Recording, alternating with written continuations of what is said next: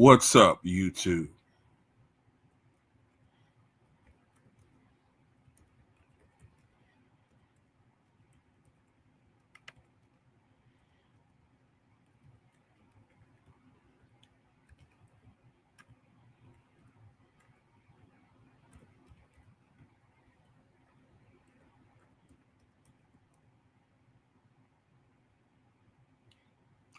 What's up, Teron Brown? Shedrick, I gotta be a little careful about that. I'm gonna send a link later on, but I gotta be careful about who I send on here. I'm trying to cut down on like cursing on these lives. Give me 1 second, y'all.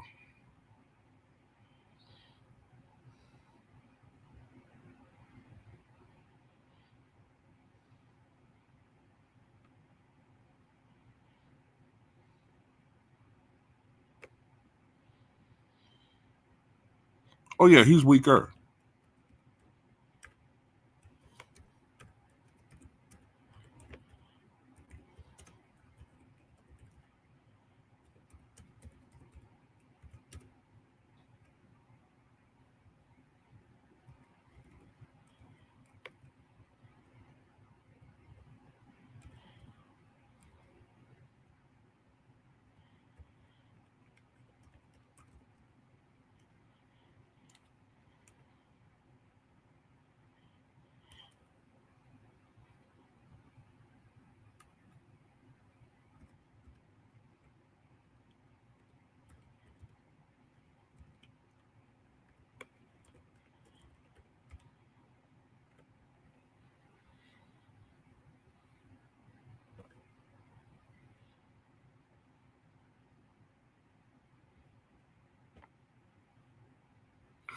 What's up, chat?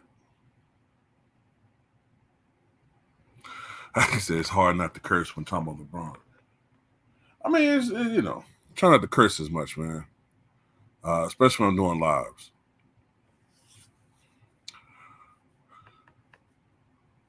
What's good? What's good? Said Perform Townsend said, "What's good, Terrell? Appreciate all the content over the years, bro. Giving you flowers, bro.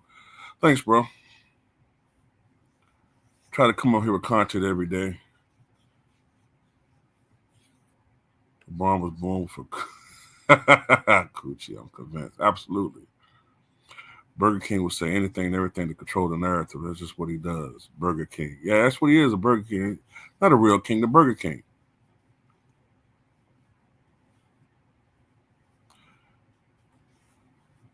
Crestline Iceberg. What's up now? Nick T says, deep down, you like LeBron. Yeah, maybe 10 years ago. Maybe 10 years ago, I liked LeBron James. Not no more. Nope. I respect. Only thing I respect about LeBron is that he has a great, a beautiful family.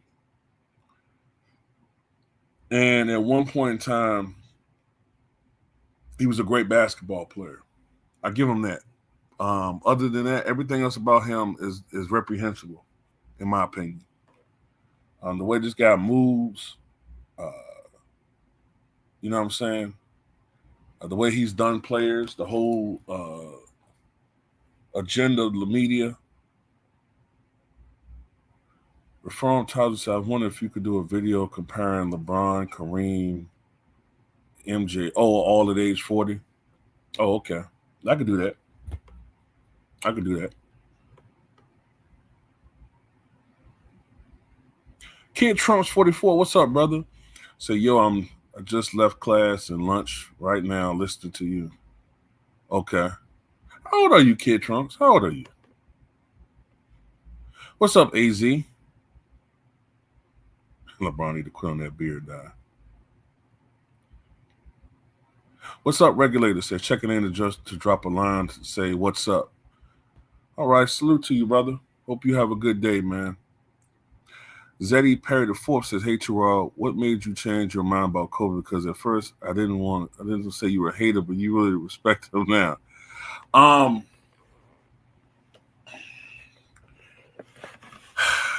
The thing about it is, and a lot of that was my fault. I got kind of caught up in the whole Kobe versus LeBron thing, some of his fans was almost as bad as LeBron fans back then. Some of the stuff they were saying, right? So I got kind of caught up in that. And I'm the type of person, I'm real passionate.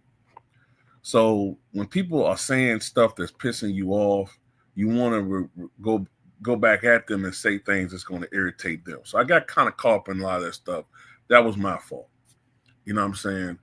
And then also, I've changed my mind on some of the things that I was saying, some of the arguments I was making. Like when I was making arguments about him being not as good as Mike, now I still believe some of the same things, but as time has gone on, I've realized now that some of his inefficiency had a lot to do with the era he was playing in. I mean, the era that Kobe was playing in, the 2000s, is one of the most least efficient eras, but that's because of the way the game was played. The way the game you didn't have this abundance of three-point shooting. It was the game was more predicated on half-court offenses. Defense was much more emphasized in the late 90s and 2000s. So as a consequence, you really didn't have anybody. I mean, think about it. Did you really have any small forwards? Did you really have that many players shooting over 50% back then? The only guys who were shooting over 50% back then usually were garbage players. Like when I say garbage players, I mean big men. Like they basically were just catching lobs, putbacks, dunks, scoring around the rim. Those are the only guys really consistently shooting over 50%. Even some of your great big front court players like Chris Webber often was shooting a little under 50%. So to compare the guys then to guys now as far as efficiency is absurd. But I wasn't really looking at it like back then. And just over time, I didn't like how ESPN and some of these other entities started treating Kobe like he was garbage. So, over time, I've grown to appreciate Kobe more. And when you look at his resume and things he's accomplished, yeah, he is, in my opinion, a top 10 all-time player. Even back then, I still thought he was top 15. I just, his fans pissed me off. But these guys, LeBron fans, man, these guys on a whole nother level, bro. At least for Kobe fans, they didn't get mad if you didn't think he was the GOAT, for the most part. These guys are completely unhinged. Unhinged. Yeah, Marcus Camby type guys. That's what I was talking about. Yeah.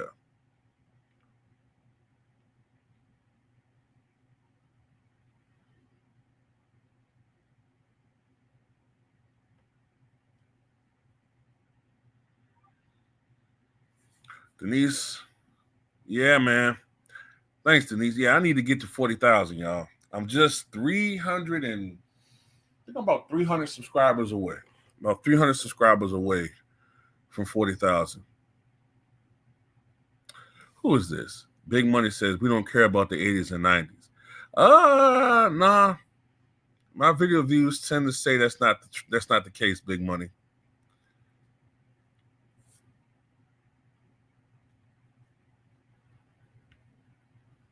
That's not the case.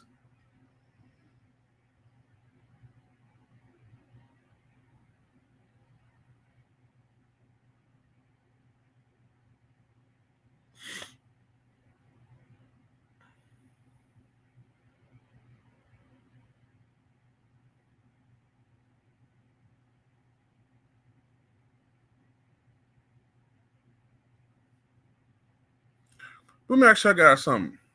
What's up, Rob 804? Let me ask you guys something, man. Now, I saw this morning that Brian Windhorst said that, the Warriors are looking for a big-name superstar to join forces with Steph Curry. And that the main guys they're looking at are LeBron James and Jimmy Butler. Although, Brian Windhorst said it's more likely that LeBron's going to stay in L.A. And I tend to think that, too. I think that the guy's probably going to go to – I think the guy that's most likely going to go to the Warriors is Jimmy Butler. Okay? But if LeBron does go to the Warriors, man, does that make his move – if he goes to the Warriors, Do you think that is weaker than the move that KD made back in 2016?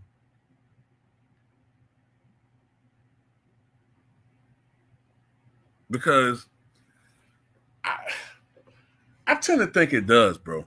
Because look, it was bad enough that KD joined a team that had just eliminated him 6 weeks before, right? But LeBron will be joining a team that we know one-on-one when these two guys were in their prime, Steph Curry and LeBron James. Their teams, even though it was built as a rivalry, for the most part, Golden State owned Cleveland, right? Owned them.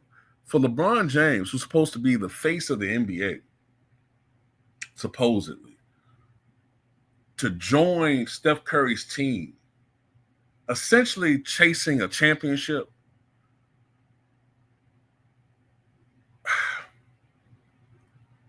after failing in LA when he was supposed to turn around this story franchise, wouldn't that just basically be legitimizing Golden State as the dominant franchise of the past decade? Not only would LeBron, not be seen to me as the best player of the last 10 years, the Warriors would be essentially the premier franchise of the last 10 years, which is supposed to be the era of LeBron. Like it's weak. It's weak to me, man. It's weak as fuck. Damn. I gotta cut down on cursing. It's weak as hell, man. Walter Cotto said, how? How what? What do you mean? It's at least in the conversation. It's at least in the conversation of being as weak as KD's move. At least in the conversation. Right, he got beat in the finals. Last time they went against each other, they got swept.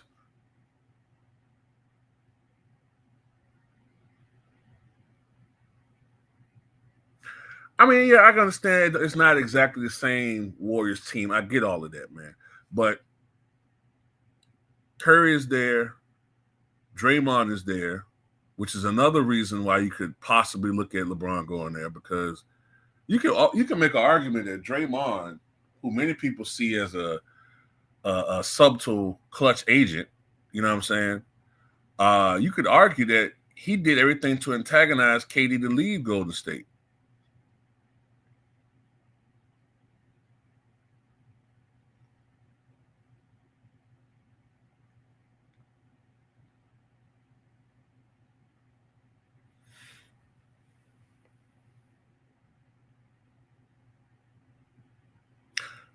Troy Barton, she says, if LeBron didn't do what he did in Cleveland, Miami, Cleveland again, and now LA, it wouldn't be a problem. I wouldn't have an issue. Yeah. My biggest problem with LeBron is the Lakers have done everything that you have asked. They acquiesce to all your demands.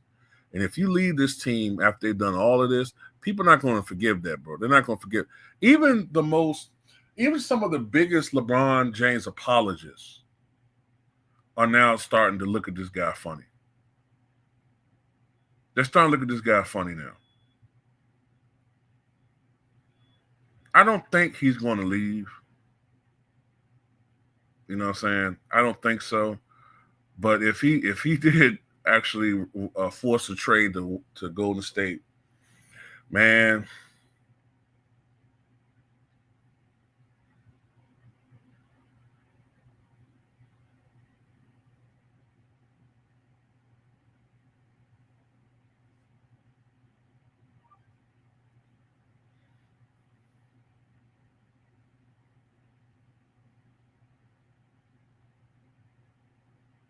Dwayne says, if you flipping burgers and a fast food place next door after you offer shifts, better shifts, and more money and more vacation, wouldn't you take it? But you're making an argument for economic and like betterment of yourself. Yeah, absolutely. LeBron James is a billionaire.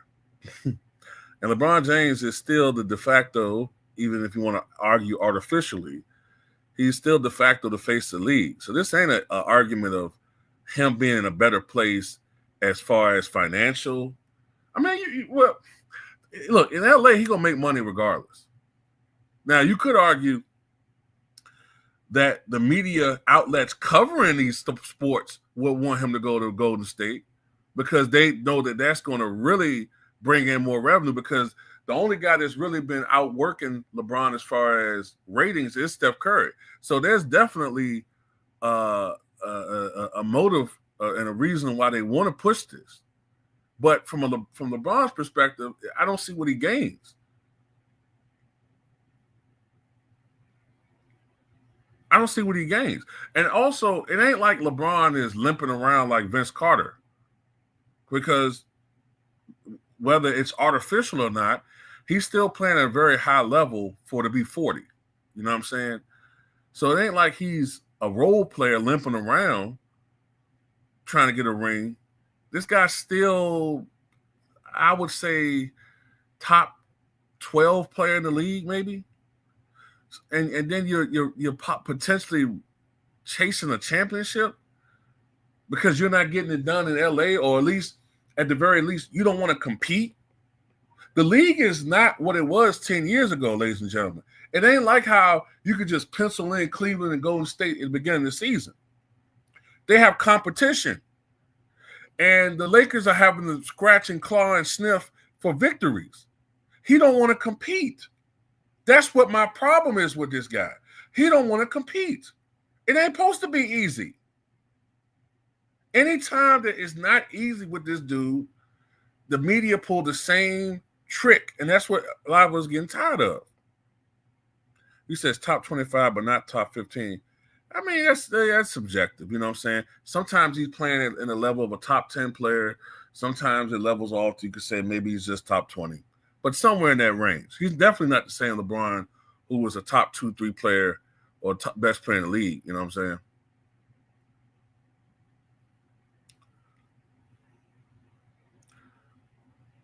Let me see.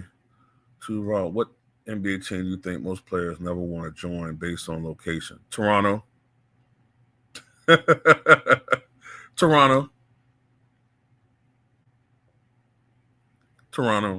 Why would someone want to trade for LeBron? Maybe a tanking team, not one team that wants to compete.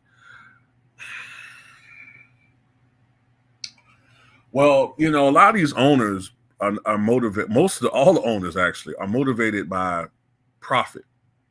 Fans are motivated by success. Fans want success.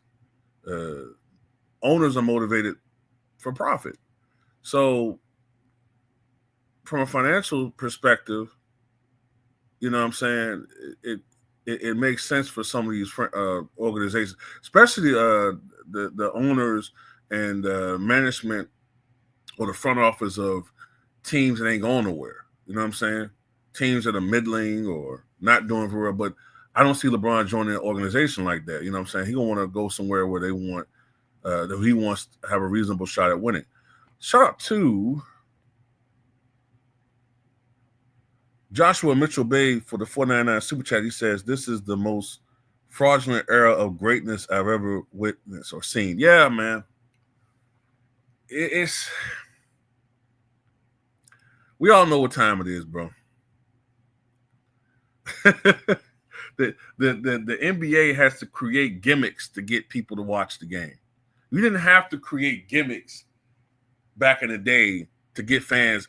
NBA, I wish some of these younger fans could just magically teleport back to 1992 or 97 and see how we were when we was looking forward to watching these games. They think we're just hating.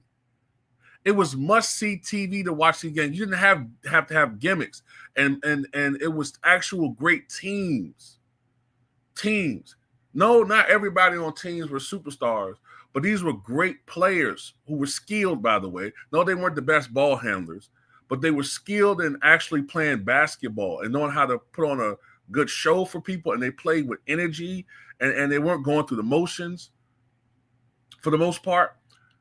These were great games, man. They were competitive for the most part. Today, man, the NBA product is horrible. It's boring, man. It's boring to watch. Everybody do the same thing. Like BJ Armstrong said, it's robots. It's robots out here, man. Just all want to basically do the same thing. Be copycats of Steph Curry, copycats of Klay Thompson, copycats of James Harden. Those guys are great players, but everybody don't need to be them, man. Be who you are. And we don't have that creativity like we used to have in the NBA.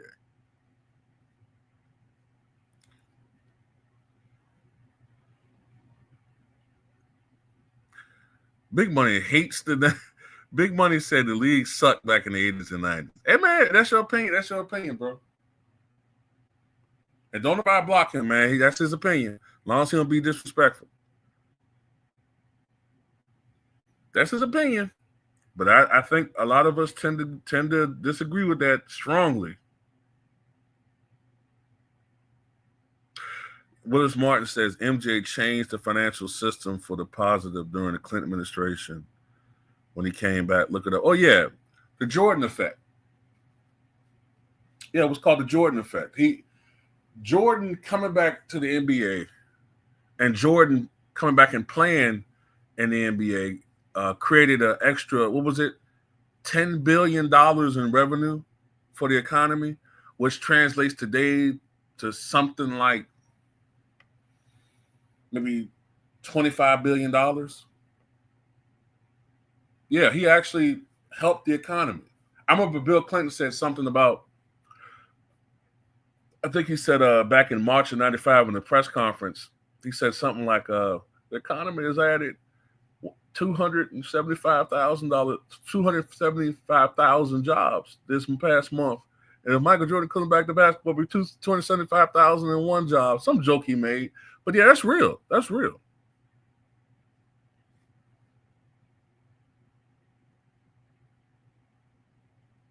Sean said, I missed half of your live. I didn't even get a notification. No, they don't give no notification, man. They're not going to do that, bro. A lot of us, Sean, a lot of our views are only coming from users who are actually searching for our channels. That's why a lot of times our views are like a quarter or so at best, or sometimes 10% of our actual subscribers that are subscribed to the channel. If people were actually getting notifications, then I'll be getting between 20 to 50,000 views a video instead of 1,000 to 4,000. They set up like that. My brother Ticket TV should be getting 500,000 views. He should be getting between 100 to 500,000 views a video. That's how it was 10 years ago. 10 years ago, you look at some of our old videos, they were getting hundreds of thousands of views. But that's the algorithm that we have today. Big Money said LeBron top 5 still. Okay. That's how you feel. Okay. Okay.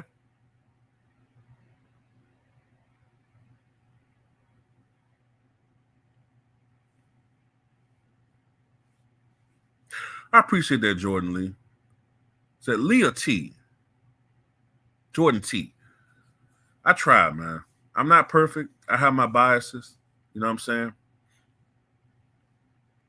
But, I try to be at least fair. You know what I'm saying? And if I'm being biased, I'm going to tell you. I ain't going to act like I'm trying to be fair and I'm not really being fair. Hey, I'm going to tell you one thing, Sean. I know people don't like Trump, but that's one thing he's trying to crack down on this. He's trying to crack down on this censorship of free speech on social media. And he wants to crack down on some of the things that social media be doing when they be shadow banning people and not letting them know why they're doing it. That's one thing I saw him say. And that's one thing I do agree with him on. Like the way we got to soft shoe and talk around things and we can't speak our mind. I'm not saying we got to go around cursing every 4 or 5 words, but the fact that we can't really have real conversations on here, man.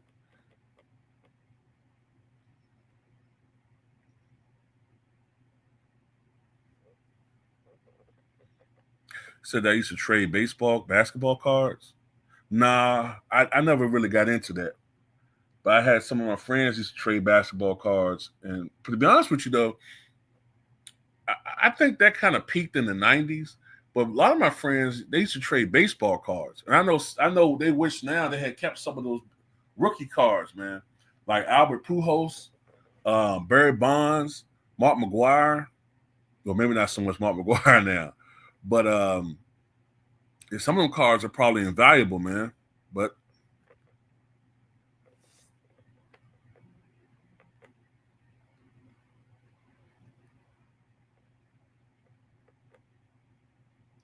yeah, they need to crack down on trolling. Trolling is ridiculous.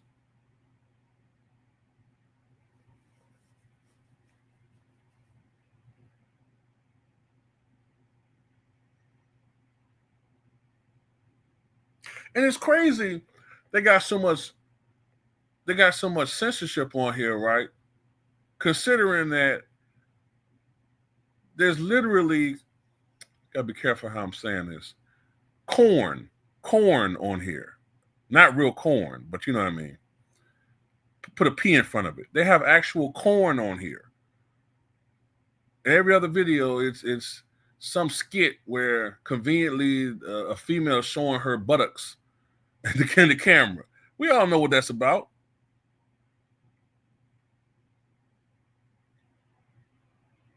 Sean says baseball is resurging in my generation. Man, did you see that contract that Juan Soto signed? What is it? A 15-year, $765 million contract? Hey, bro. Hey, we done went to the wrong damn sport, bro. Black people invested in the wrong sport, man. The money over in baseball. They play longer. And their annual income is starting to match up with and might eventually exceed NBA. Them guys gonna be making $1 billion in a couple more years. Those guys gonna be having billion dollar contracts. Shit. And y'all got some sons, man. Better start getting him into baseball. Get him into baseball, man. That's where the money at. Them guys play 20 years.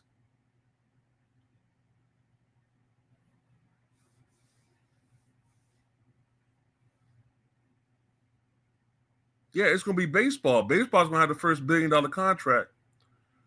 You said, did I hear about Randy Moss? Yeah, I did. But you know what? I didn't want to do a video on it because his son said that it's not the case. His son said that's not the case. His son got ticked off at Brett Favre for leaking that, right? And then reportedly, they say Larry Fitzgerald said it, but now they're saying that wasn't really Larry Fitzgerald. That was some troll account. So I didn't want to report on it, man. But it's possible that Randy Moss does have liver cancer. But until it's confirmed, I'm not going to do a video on it.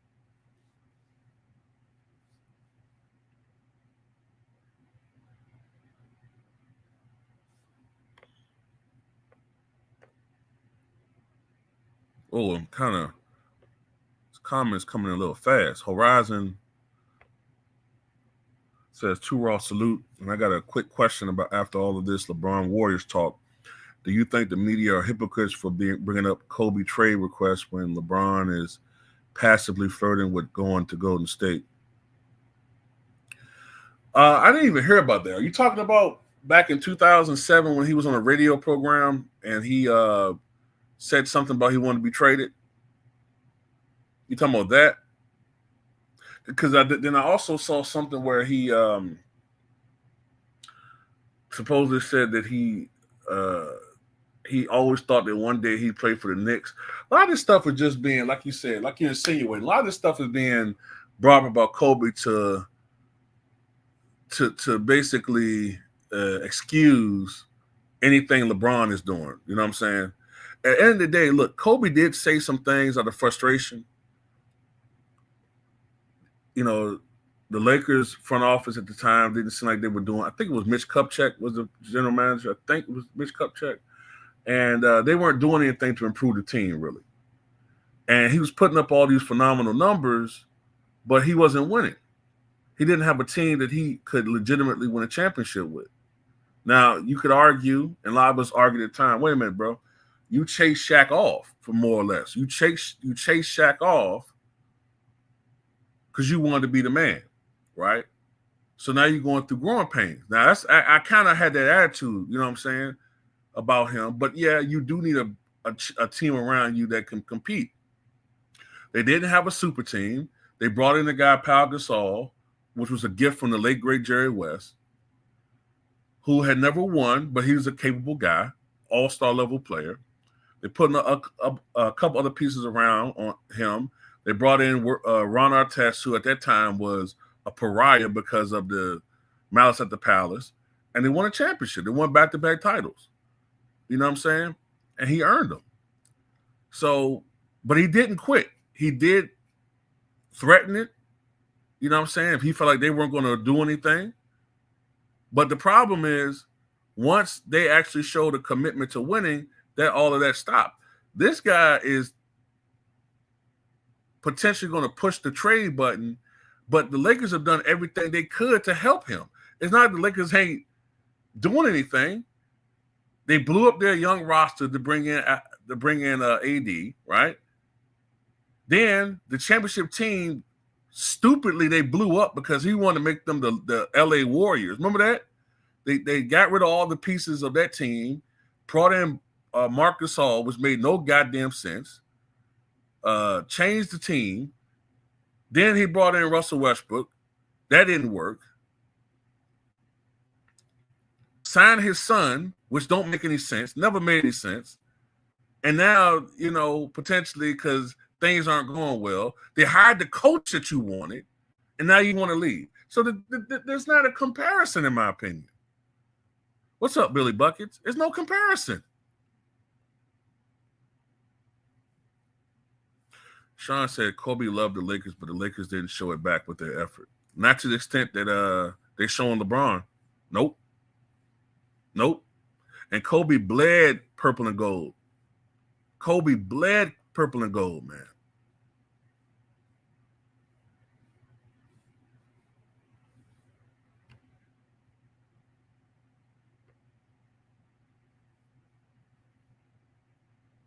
Yeah, y'all hit the like button.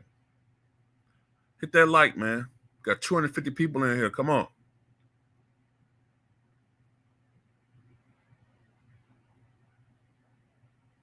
Salute to the brother Old Head Podcast in the building. Y'all subscribe to Old Head Podcast immediately. Subscribe to the brother right there, man. Good basketball talk. Sean says Kobe didn't have leverage like LeBron, especially in his prime. And old LeBron got everything. Yeah, that's true. That's true.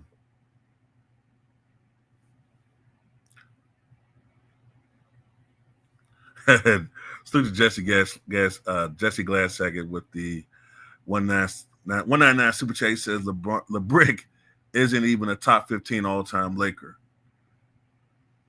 Yeah, you could definitely make an argument for that. Because I can name easily 10 people ahead of him. Easily.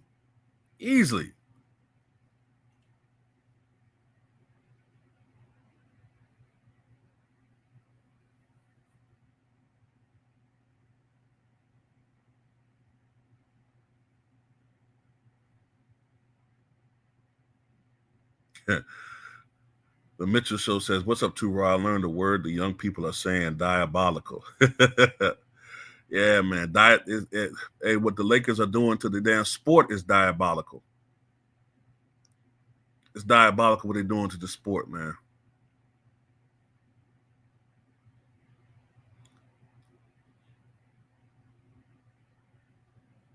Y'all know they are going to build him a statue, though, man. They're going to give him a statue. They're going to give him a statue, man. Hey, you know what? Y'all can make – can you ask you this? Can you make an argument that AD is a better Laker than him?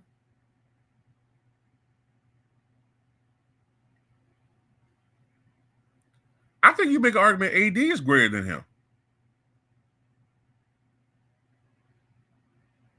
I mean, the advanced metrics show that he's far more impactful when it comes to winning. AD has the advantage in blocks. He has the advantage in, I want to say it might be even with steals. or he might have a slight advantage over LeBron in steals at this stage of his career. Blocks, rebounds, points are about a wash. He's been more efficient than LeBron. And the metrics show. I said matrix. The metrics show that when he scores 30 points as a Laker, they win about 68% of the time. Versus when LeBron scores 50, I think it's around 50% of the time. So he's more impactful. If they had that Western Conference MVP crap back during the bubble, AD would have won that Denver Nuggets series, and LeBron had the stat pad to get the Finals MVP away from him. AD should have been Finals MVP, but LeBron was stat padding, which, by the way, contributed to one of them losses they had to the Miami Heat. I don't know, man. I think you could argue AD's greater than him. And like Jesse's saying, man, look, in my opinion, the greatest Laker of all time is Magic Johnson. That's just my opinion. Followed by Kobe Bryant. Then I would put Kareem in that comp. I'll put Kareem third. Then after that,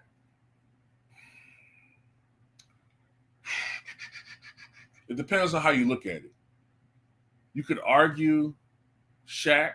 I'll put George Mikan because he had 5 championships, the only other three-peat in NBA history other than Kobe, Shaq three-peat, and Mike's and the Russell Celtics, right? Then I would put Shaq. Then I would go Jerry West, Elgin Baylor, Will Chamberlain. That's 8, right? I would put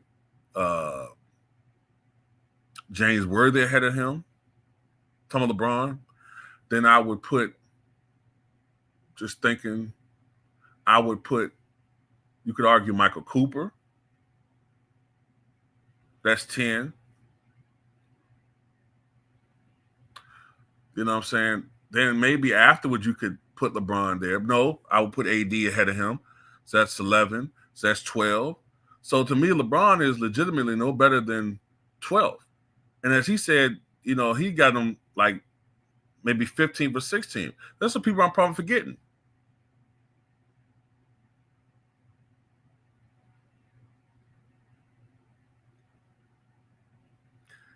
People forget, man, Magic Johnson did a lot in 12 years, bro. Basically 12 years. He played 12 years in the NBA. 12 years. What if he didn't pull his hamstring in the 89 finals and Byron Scott? Oh, by the way, Byron Scott. He should be up there.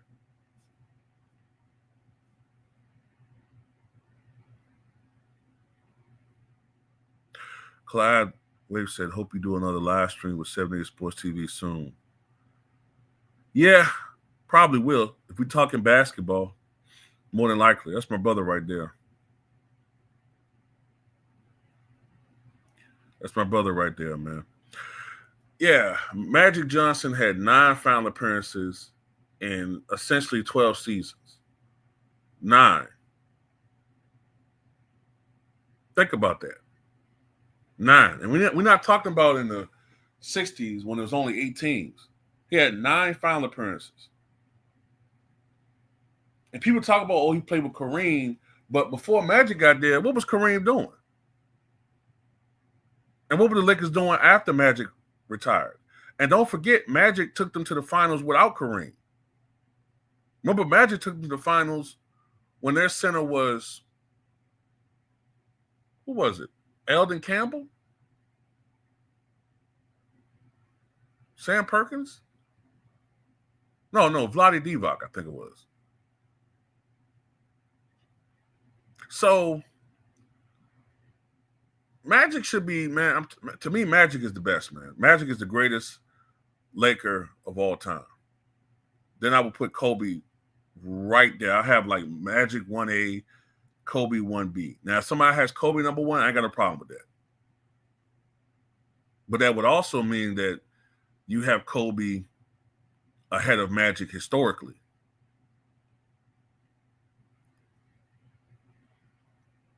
Yeah, Sean. Kareem was a first round. Kareem went to 1 Western Conference Finals, I'm not mistaken. I think it was 1977. against Portland, and they lost. Bill Walton has some good games against Kareem. You know what I'm saying? Other than that, Kareem, they weren't. He couldn't lead them teams to championships. They were like a middling team. Magic get there, and by the way, the only reason why the Lakers were able to get Magic was because of the Gail Goodrich trade. I forgot some of the details of it, but Gail Goodrich, who, by the way, you could argue is another player should be ahead of LeBron James. Y'all need to do your research on Gail Goodrich. By the way, I'm going to do a video later on Gail Goodrich. Gail Goodrich will be a beast today. I'm going to tell you why in a video later on today. But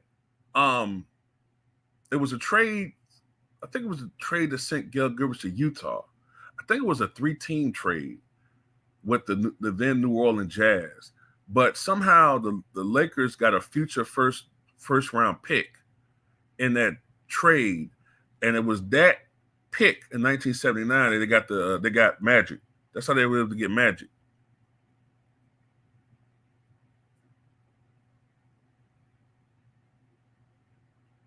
Yeah, man. Sean, no. Gail Goodrich is a beast, man. Only thing that Gail Goodrich lacked was he was undersized and he wasn't a good defender. But Gail Goodrich could go to the cup. Gail Goodrich was quick. Gail Goodrich had a J. Gail Goodrich had range. Gail Goodrich could post you up. He'd be a beast today. He would probably average 26, 27, 28 points a game. But because he played in the 70s and, sometimes the footage have them moving like at 75% speed just because of how the film is. They just look slower. You guys just think these guys were slow and unathletic. Gail Goodrich led a UCLA team to a title, if I'm not mistaken, in the mid-'60s. And he was a UCLA legend. They said he was undersized before he came to the league. He wasn't going to be much of a pro, and he proved them wrong. And he won a championship with the 72 Lakers. And he was a beast. Yeah. Oh, Mark Manson dancing in the 01 parade. Mark Manson.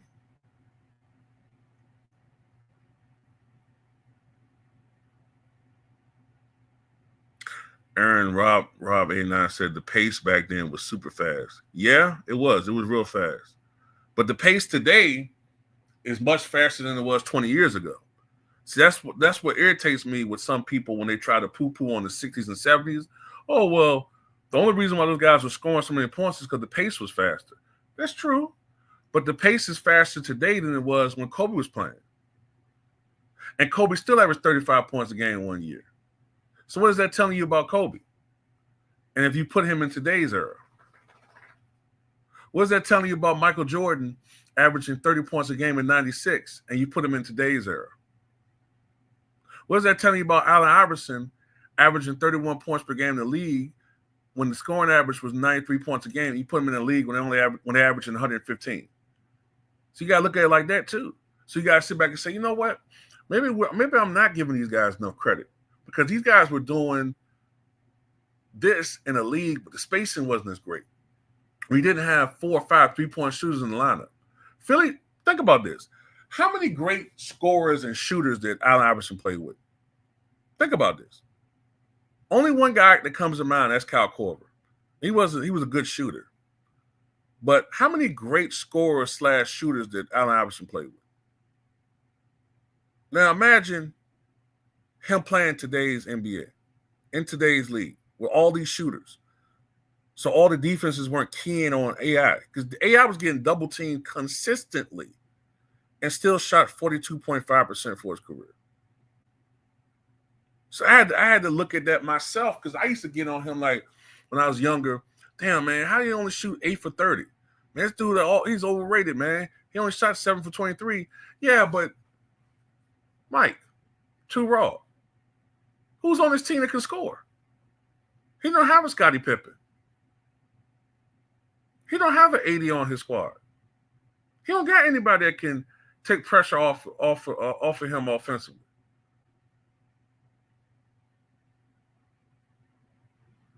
And when he played with Carmelo, he was on the downside of his career, and he still put up 26. And by the way, if you notice, when the rules changes started in the mid-2000s, his field goal percentage went from 40 to 45%, even when he was over 30, because it was getting easier to score. So imagine him playing today.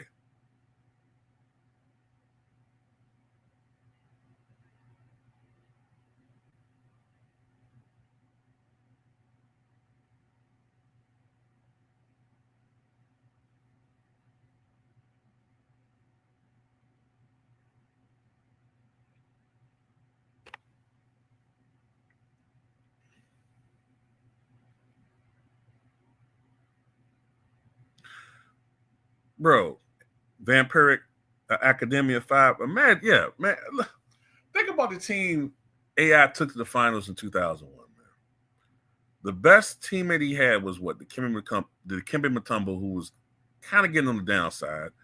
Wasn't a great offensive player. What did he average that year? Like 13 and 12? You had guys on that team like Aaron McKee. They had good defensive players, man. Good role players, but nobody on that team was really capable of scoring.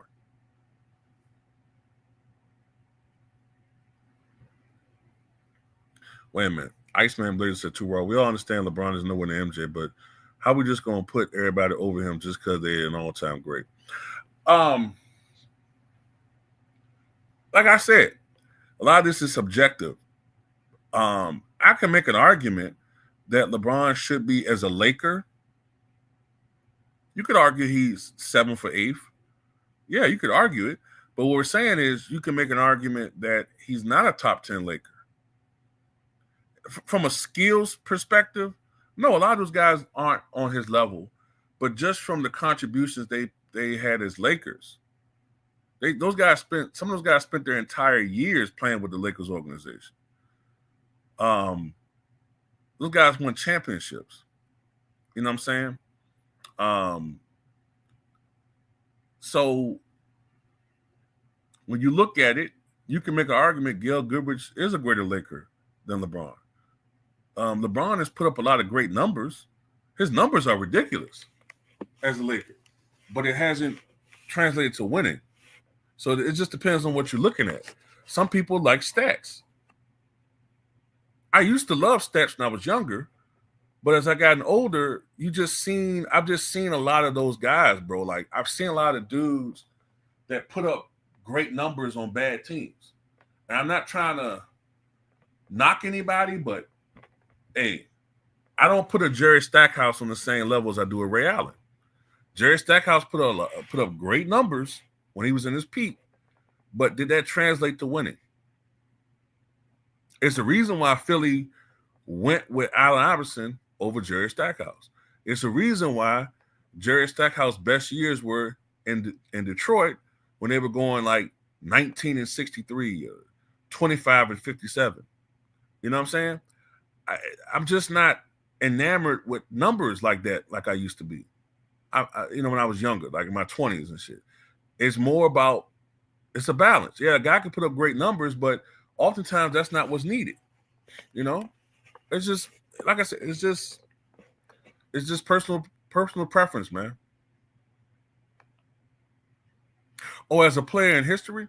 Oh, well, I mean, look, I've already said I think he's,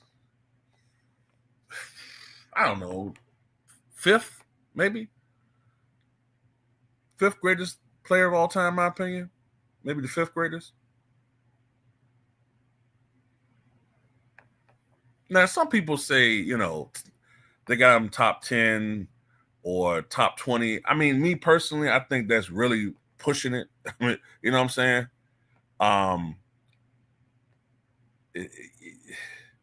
That's really pushing it. You know what I'm saying? I don't agree with that. But people have their opinions, there's people on here that's way older than me. They don't feel like he's better than Oscar Robertson. Who am I to argue with them? Especially if somebody actually watched Oscar Robertson play. I got subscribers who are in their 70s. I have a few subscribers that are pushing 80. How can I argue with them? They actually seen the man play. So I can't argue with them. It's the reason why Julius Erving's top 5 has remained the same for 60-something years, or about 60 years, I said. That's how they look at it. Do I have him over? Do I have Tim Duncan over him? No. I don't have Tim Duncan over LeBron.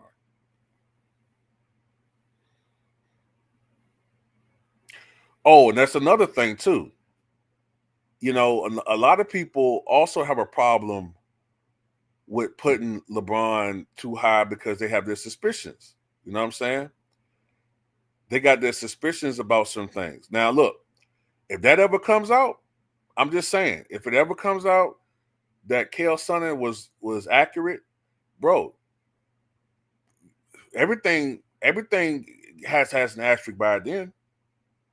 Because look, you know what? I'm gonna leave that alone. I'm gonna leave that alone. I don't want to go down that path. So I mean, people have their own reasons why they look at him with suspicion or they're not as impressed by him. Also, I'm gonna tell you this, and this is because I've watched his entire career. LeBron, when he played the first 7 years of his career, um, everything was more. It was more organic, and was more in the flow of the game. He was playing not. It didn't seem like there was. It didn't seem like he was going out there saying, "I'm going to try to get a triple double." He was just playing.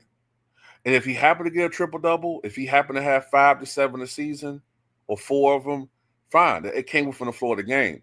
It just seemed like in the last 10 years, he's starting to be more stat centric. He's mastered the art of going out there and playing for numbers.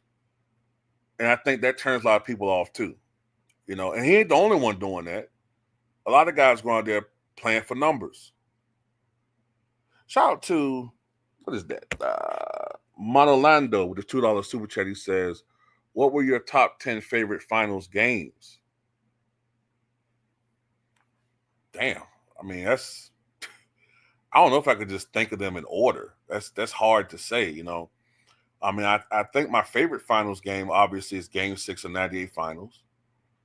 Jordan coming through in the clutch. That gotta be number one. I can name some. Game 1, 1992, Portland, Chicago. Because it was a lot of talk that Drexler was better than Mike. So that was satisfying to watch that performance. That's up there. Damn,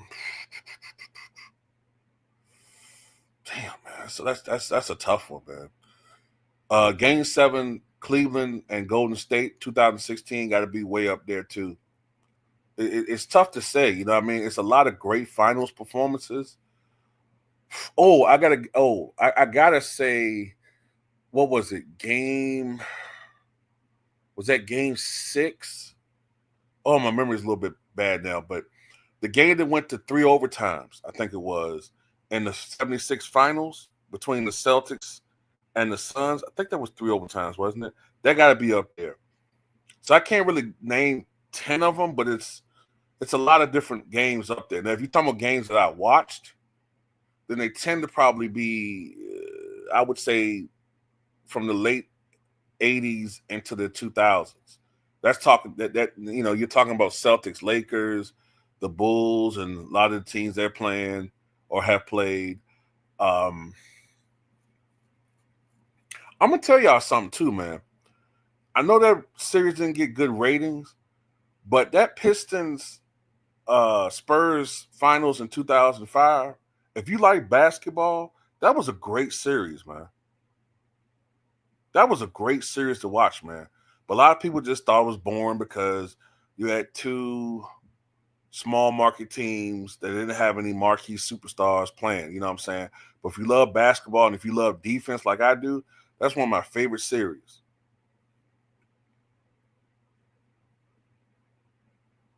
Oh, that's great. That's a good point right there. Hearts Only Sleeve says greatest prime is a far better discussion than GOAT. Yeah, that's a good point right there. That's a good point. LeBron is hey, LeBron is in that conversation. If you're talking like if you are including the longest prime, LeBron is right there. Highest level prime as far as the combination of domination, statistical achievement, and winning, then Michael Jordan's right there. You could argue those two guys have had the greatest primes, which then means that shouldn't LeBron be in the GOAT conversation? That's a good argument. That's a good argument.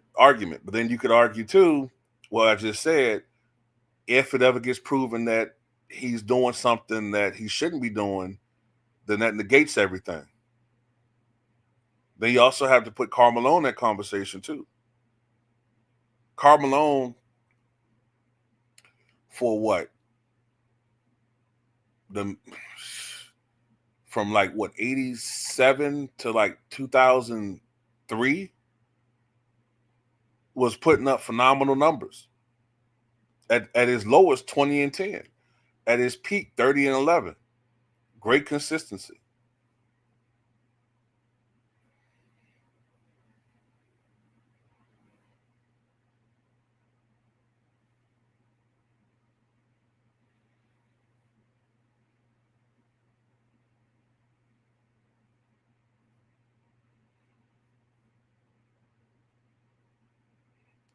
Sean says Kobe has a greater prime than LeBron.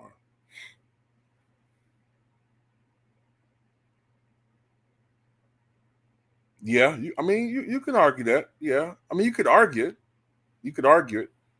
I'm gonna tell you something, man.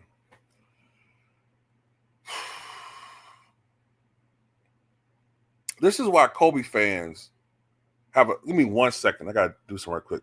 Be right.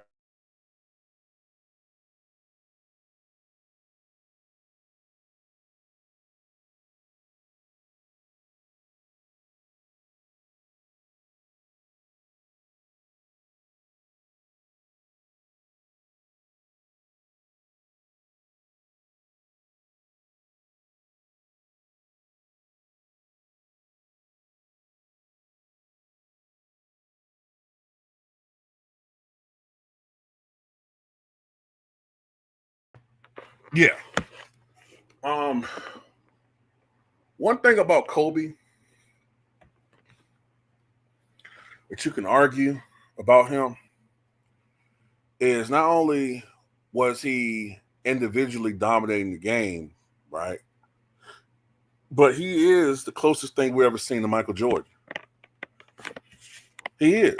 So the argument is, from his fan base, if Jordan is the consensus GOAT and Kobe's the closest thing we've seen to Michael Jordan, and him being one championship off from Jordan, why is he not in the GOAT conversation? And you really can't, it's hard to argue against that. Then you have to argue, okay, well, he wasn't as efficient, right? But then I bring up the point, okay, well, name somebody in his era that had the efficiency of Michael Jordan. And you can't name anybody. I'm talking about like from the late 90s until 2010. Can you really name anybody that was a great scorer? And I'm talking about perimeter scorer that had Michael Jordan's efficiency. Paul Pierce was shooting around 44, 45%. Latrell Sprewell about the same. Iverson was shooting 40, 41, 42%. You know what I'm saying? Carmelo, 44, 45%. So it was not a Kobe Bryant problem, or you want to call it problem. That was just what was par for the era that they played in. A lot of those guys took a lot of mid-range jumpers. Because people forget you actually had centers back then. You couldn't do what LeBron was doing, which is driving to the basket basically with no resistance. Remember, the first couple of years of LeBron's career, he shot under 50%. So, you could argue Kobe should be in the GOAT conversation. So it is kind of disrespectful to just all of a sudden now act like Kobe doesn't even belong in the damn conversation.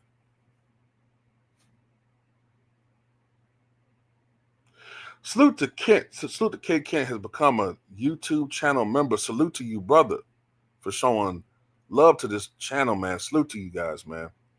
If you want to subscribe to the channel, you should see the join button right under the video if you are interested in subscribing to the channel or subscribing to become a member of the channel. And I will be doing more exclusive content for members of the channel. So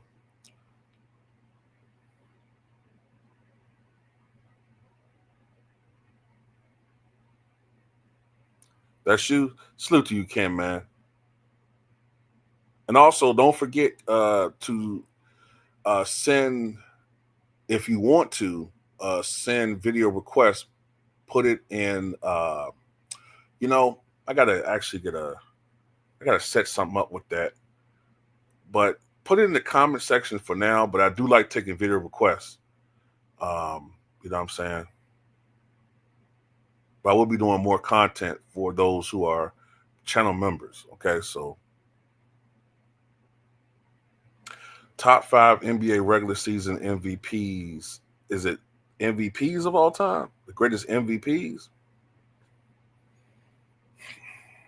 Kareem? Kareem's number one. You gotta put Kareem number one. He has the most league MVPs. I mean, I don't know. I just off the top of my head, Kareem, Mike, Russell, Chamberlain. You could argue LeBron. I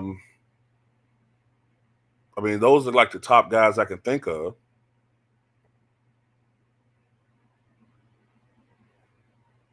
Suits my brother, 78 Sports TV with the 499 Super Chat. He says, salute, bro. I hate to admit it, but LeBron James is the real GOAT. His ball spot on me. Yeah. That nigga LeBron got the, man, that nigga LeBron's, it really literally looks like a mule kicked him in the back of his head, man. It literally looks like a mule hoof print. That's how far back his ball spot goes. Like, bro, just shave your goddamn head at this point. Just shave it. Salute to Jason Williams, who's become a YouTube channel member. Salute to you, brothers, for showing love, man. And salute you for subscribing to the membership. As I told you guys before, there will be member exclusive live streams coming and content only for members. And also I will create, I know how I'll do this now. I'm going to create member comments, community posts where you guys can pick topics. And I will do videos on that as well, on those topics. So salute to you.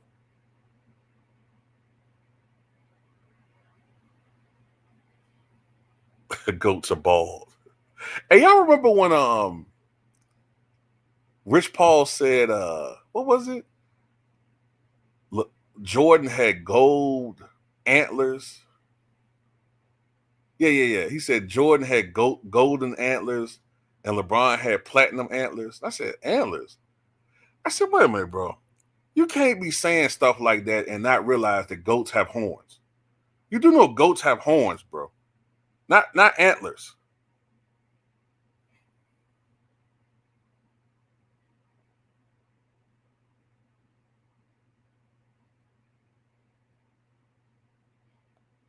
Like this dude, man. Yeah, he said antlers. I said, bro. I ain't gonna say what I said in my video back then, because you know, back then you could curse and whatever. But I just like, bro, come on, man. That was way too rudimentary for you to be saying stuff like that. You don't even know what a goat is. Y'all guys be screaming goat all day and don't understand that goats have horns. And also, by the way, y'all do realize that goats will eat anything. Goats eat anything, including their own fecal matter.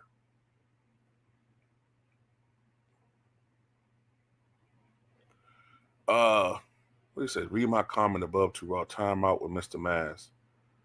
What did Mr. Mass write? I missed it. What did Mr. Mass say? What did I miss? Oh.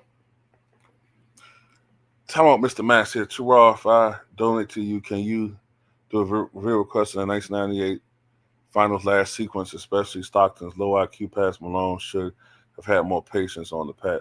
Oh, yeah. I could do a video on that.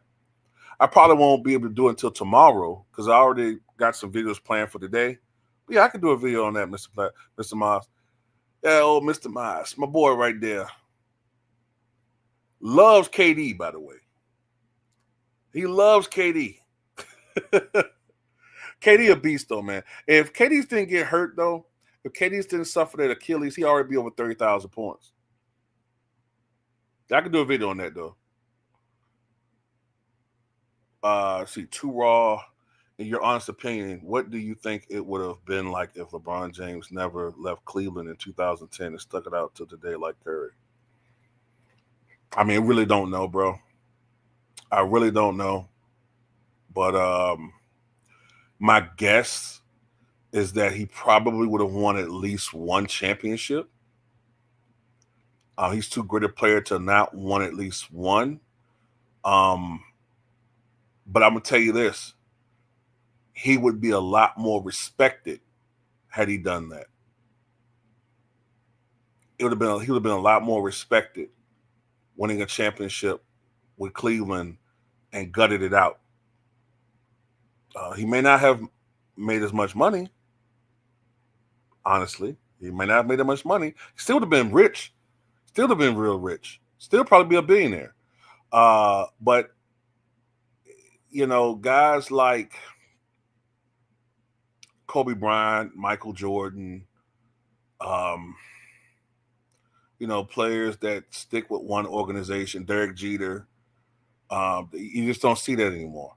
And I don't know if I can only blame LeBron for that. I mean, you could argue he started that trend, but this is the era of, I mean, look what the media pushes. They push the major markets, you know, and these players are motivated to be brands. These guys are motivated to make money. And, you know, how much money can LeBron James make outside of his NBA salary playing for Cleveland? I mean, he still make money, obviously, still be rich. But, man, being in New York, being in L.A., these are major media markets and also major areas of finances. I mean, your richest individuals, your biggest businesses are in the Los Angeles area and New York metropolitan areas. Now, of course, you're starting to see that in areas in, let's say, Texas and Houston and other areas in Atlanta. But, you know, you guys get the picture, man. You know what I'm saying? But from a fan perspective, I think that he would have had a lot more respect from Cleveland Cavalier fans. That's how I look at that.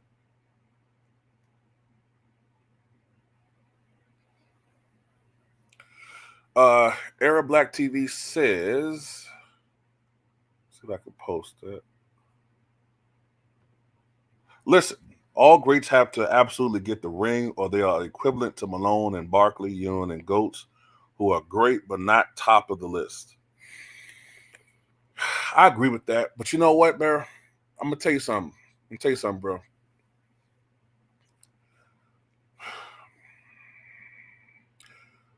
I know when we would look at great players, now I'm just talking about, I remember me and my friends growing up when we were watching sports, we recognize that a championship elevates you, but we didn't look at Karl Malone or Charles Barkley as losers. We didn't look at them as that. We looked at them as great players who unfortunately lost to players who were a little bit greater. We look at them sometimes as players like Dominique Wilkins, who were put in position that they just weren't fortunate to have played on teams great enough to get over the hump. You notice how Dominique Wilkins doesn't get that same smoke? You notice that? You notice how Dominique Wilkins doesn't get the same smoke for not winning like Charles Barkley, especially, and Karl Malone. Although Karl Malone and Barkley went to finals. They went to finals. As a matter of fact, you can argue talent-wise, right? If you just look at it from a talent perspective, Utah weren't that great. They were a great team, though. You know what I'm saying? Yeah. Wait a minute. Yeah, K Kent. That's $4.99 a month, man. And like I said, you're gonna get that's all it costs for a channel membership, and you're gonna get content exclusive for the membership, polls. You're gonna get live streams, all that stuff, man. You know what I'm saying? I'm on here. I'm working hard for you guys, man. I'm working hard for y'all. Y'all deserve it. You know what I'm saying? Y'all need some type of content because y'all ain't getting it in the NBA. We ain't getting it in the NBA. I missed your super chat, brother.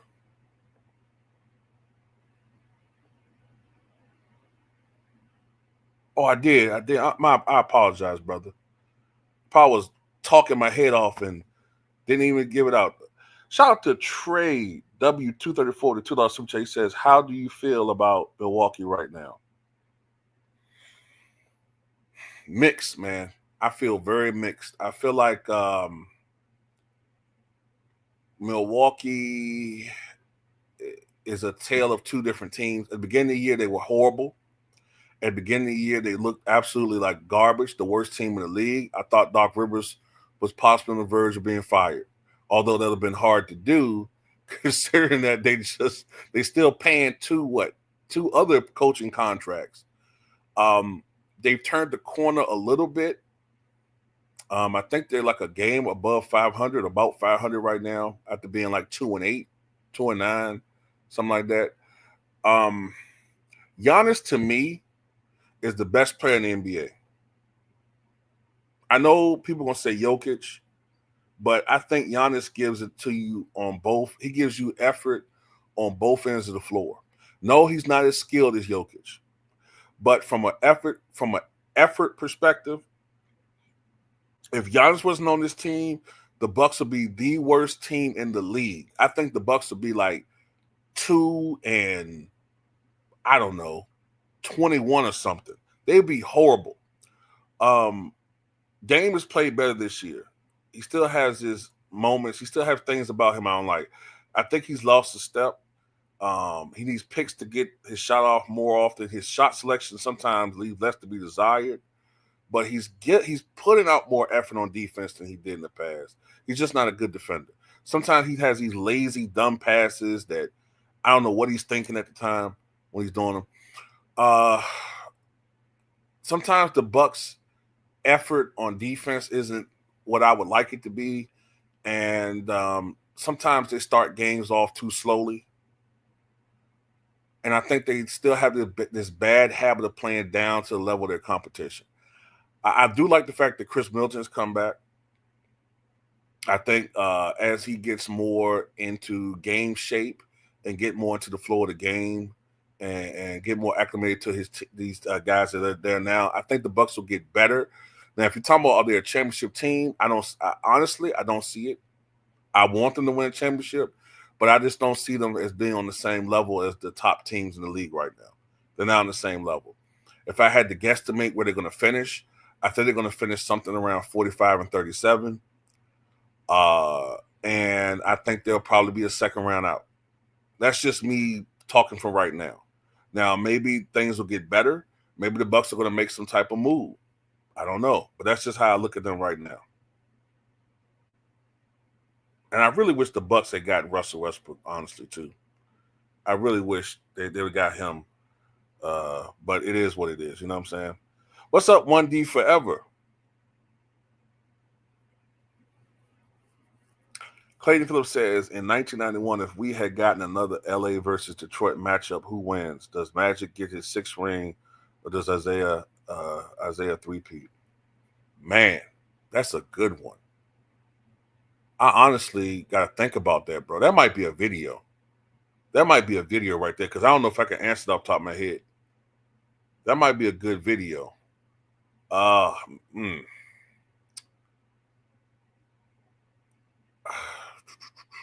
Hmm. You know, honestly, maybe I'm off my rocker saying this right here, right? But I'm thinking that Vlade Divac would be an X factor in that series. I'm thinking Vlade would be an X factor. If Vlade plays well, then the Lakers have a shot. Um, if he doesn't, I don't know why I'm thinking Vlade would be an X factor. Vlade Divac would be an X factor in that series. You know what I'm saying? But I tend to think the Pistons have a edge because that team is not the same explosive Lakers Showtime squad. And I'm thinking Vlade would be an X factor in that series. That's how I'm looking at that. That might be a good video, though. I think I'm going to do a video on that one. That's good. Also, Lambeer was getting a little bit older, too. I think Lambeer was, 30? I think he was 34 at that time. He was starting to decline as a player. So, that's a good one.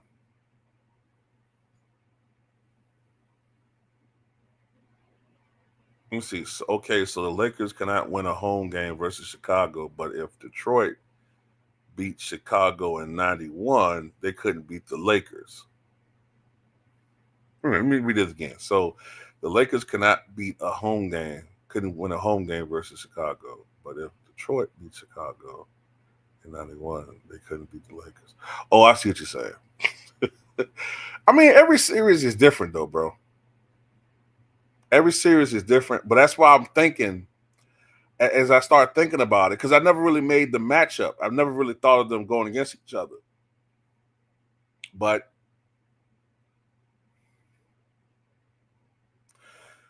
I mean,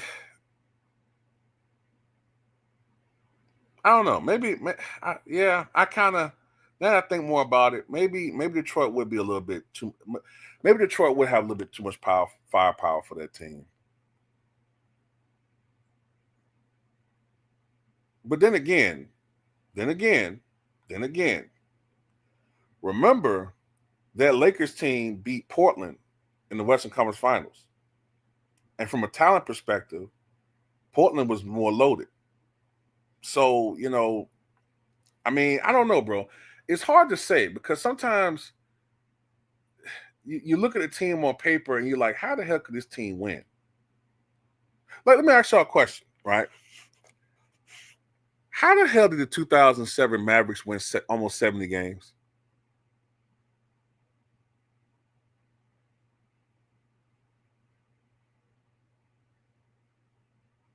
That is true, though. Portland wasn't that good in the half court set. That's true. That's true. That Portland team wasn't very good in the half court. Hey, but how the hell did the Mavericks in 2007 win 70 games, man? How did they win 70 games?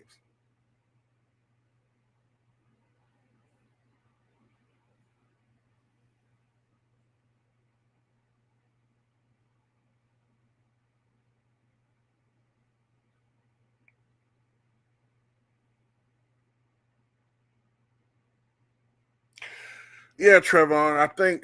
I mean, like I said, I never really thought about that matchup, the 91 Lakers versus 91 Pistons.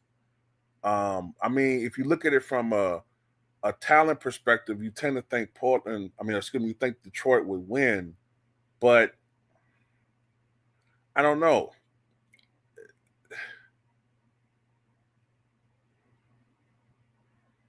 Because when they were going at each other in the finals, right? Kareem was a shell of himself. He was a shell. And this team would have Vlade Divac.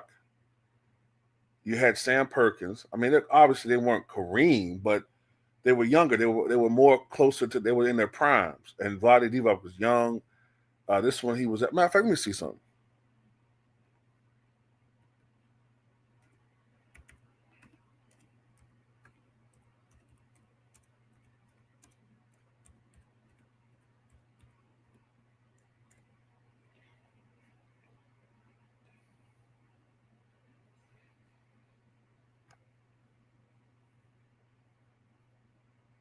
I'm checking something right now.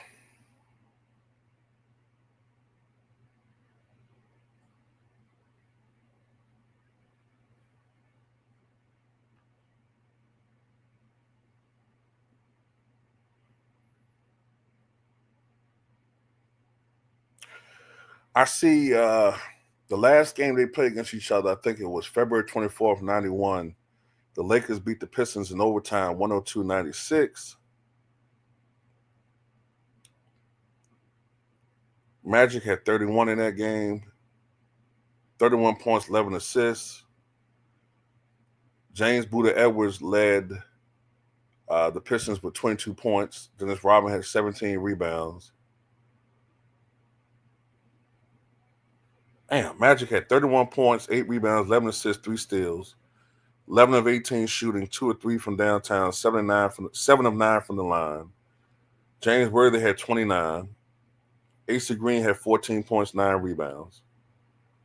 Byron Scott had 10 points.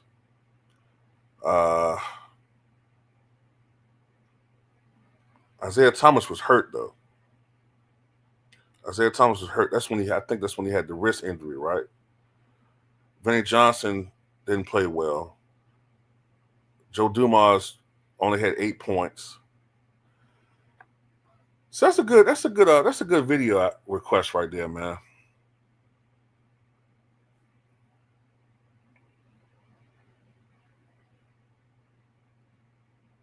Yeah, I forgot. Isaiah Thomas was hurt at that time. I think Isaiah only played 48 games that year.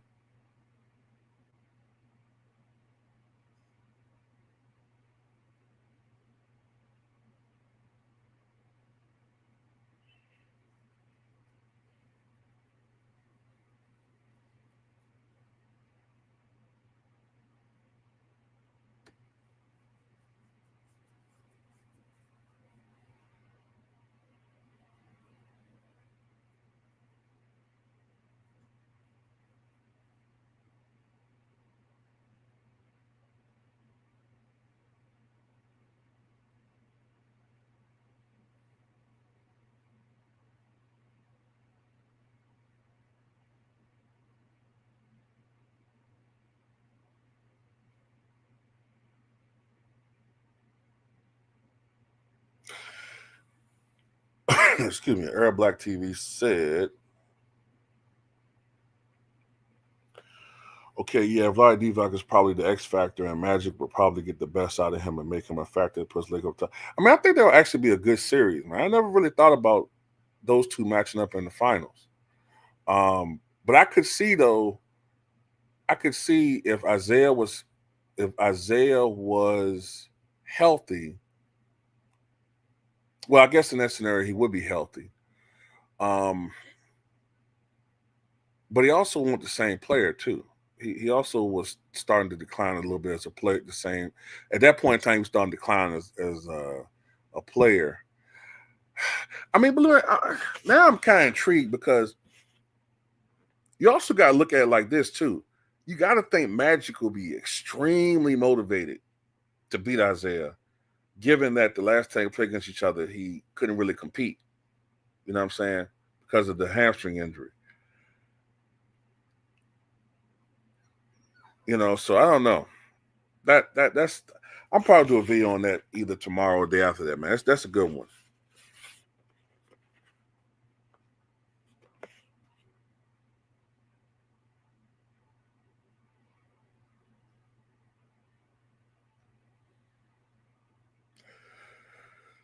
Rick Hanneman and Doc Rivers as head coaches. No competition. I could do a video on it, but there ain't no competition. Doc Rivers is the greater coach.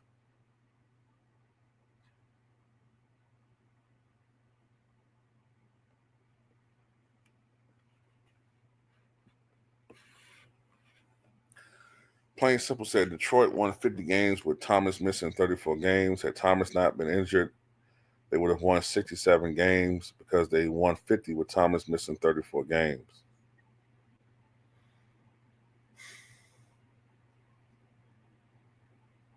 I mean, that's assuming that the 91 Pistons would have been better than the 90 and 89 Pistons when the year before they won 59 games, which is less than a year before they won 63. So they go from 63 wins to 59 to 67. I mean, I could see them winning 60. I don't know about 67. I get you. I get what you're saying, but I don't know if they're going. What's up, Lemon Pepper?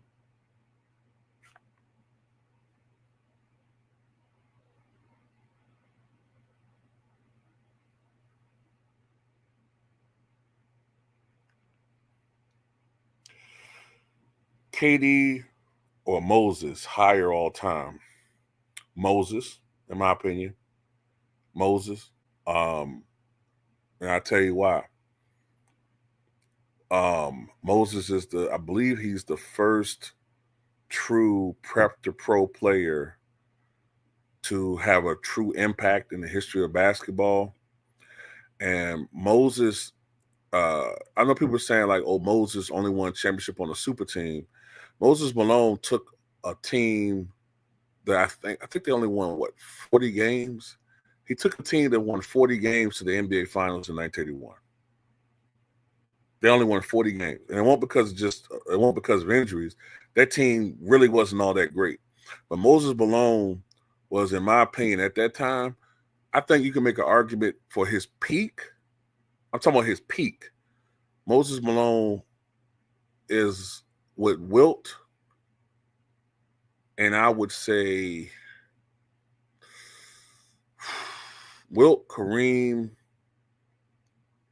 Olajuwon, the greatest peak I've ever seen, man. This dude was averaging like 30 points and 15, 16 rebounds a night, playing 45 minutes a night. The greatest offensive rebounder we've ever seen. Unstoppable. I mean,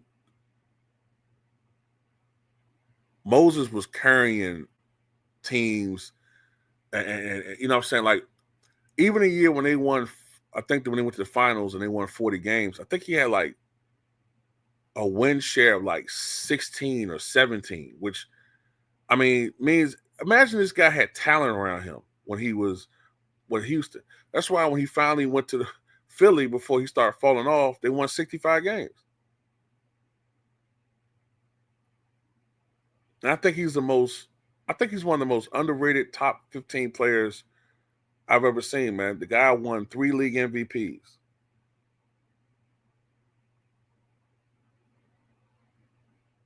And it's like people just completely brush him aside and talk about how Shaq is the most dominant. Shaq might be the most dominant outside of Will Chamberlain, but people don't give Moses Malone his just due, man. And by the way, Moses Malone used to kill Kareem Abdul-Jabbar. He used to kill him.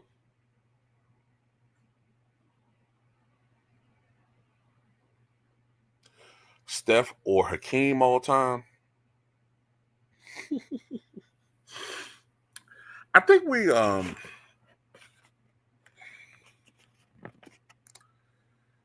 okay, as far as what, like resumes, dominance, because if we're talking about dominance, it's Hakeem, and it's not even close. Steph has more championships. Okay. Hakeem, I'll tell you how great Hakeem Olajuwon is. Hakeem Olajuwon was picked ahead of Michael Jordan in the draft, and nobody ever brings that up because it's completely understandable. That's how great Hakeem Olajuwon is. Hakeem Olajuwon took the Rockets to the championship in '86, won 2 games against the '86 Celtics, and had Robert Reed and Ralph Sampson actually showed up and played. They could have beaten the Celtics. The Celtics could not stop him. The Celtics had the greatest front court ever, and they could not stop Hakeem Olajuwon. Okay. Hakeem Olajuwon averaged 38 points a game in the '89 playoffs. Hakeem Olajuwon, when you look at some of the great players of the last 30 years, he never really played with another great all-time player in their prime, and he won still 2 championships. You know what I'm saying? Like, his best teammate in those 2 championships were what? Otis Thorpe and an old Clyde Drexler. And he, you know what I'm saying? Like, I just think Hakeem Olajuwon is becoming criminally underrated. You know, I'm starting to see them like completely dismiss this guy, and it's infuriating. Hakeem Olajuwon was seen as the dominant center in the NBA during his career. Hakeem Olajuwon won 2 championships. Hakeem Olajuwon won Defensive Player of the Year. He won a league MVP. He completely dominated. Completely dominated David Robinson in his MVP year in the Western Conference Finals. It's an absolute joke how much he dominated him. He led the league in blocks. Shaq never did that. He led the league in rebounding. Shaq never did that. He was an elite level defender, a great scorer, who was underutilized in the Don Chaney era for whatever reason. Don Chaney, when he was head coach of the Rockets, thought for some reason it'd be a better idea to have Vernon Maxwell and Kenny Smith take more shots than Olajuwon. And then you wonder why Olajuwon wanted to get traded. Oh, yeah, Cottage. Clyde was a Hall of Famer, but Clyde was on the downside of his career when he was traded to Houston. This was after that the knee injury. So he wasn't the same guy.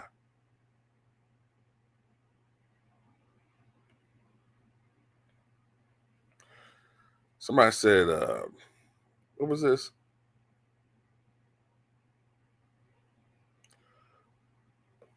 LeBron hasn't shot 16 or more free throws in the game since 2016. It's funny how everyone says that the officials are for him. They're actually against him. No, I'm not saying that they're for him as far as him shooting free throws. It's just interesting that his teams seem to always lead the league in free throws. It's his teams.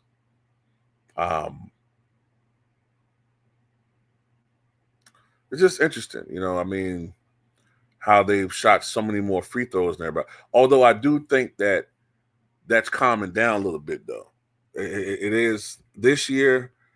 After like a couple of games where it was shooting a lot of free throws, it does seem like the disparity is kind of like laxing a little bit. I don't know whether the NBA just put a stop to that, but it was kind of crazy at one point in time.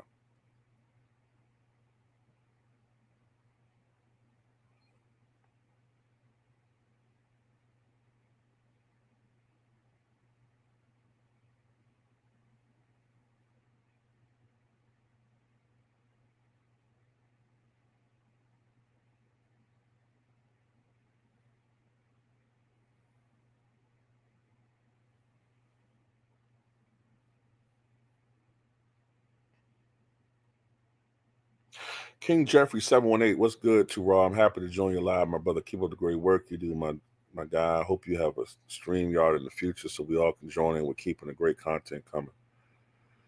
I'm trying my best, brother. Do I think Stockton had inflated assist numbers? Absolutely not. No.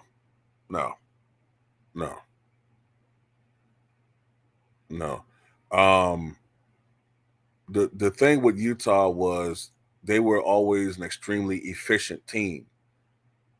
The best pick and roll team I've ever seen in my life. They weren't, if I'm not mistaken, Utah was never amongst the leaders as far as points per game.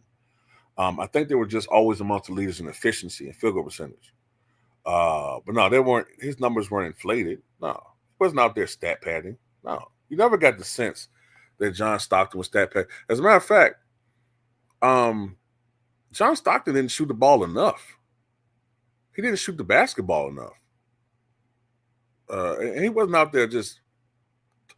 I'm gonna tell you why that's ridiculous, because that's what he was doing. He was a point guard. He was a pass first point guard. He was doing what you want him to do. So I don't understand how he's stat padding. Like, I don't know. It's just crazy how they're just coming up concocting more ways to just crap on a era that was a great time for basketball, and it was a great look.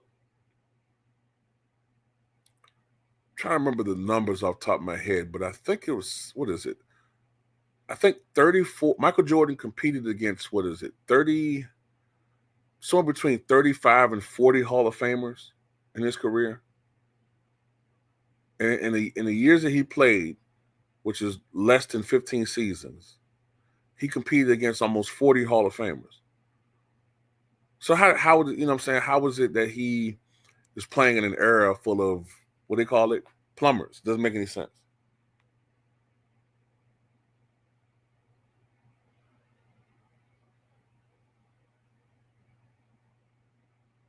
Yeah, Kobe does have the most wins against 50-win teams.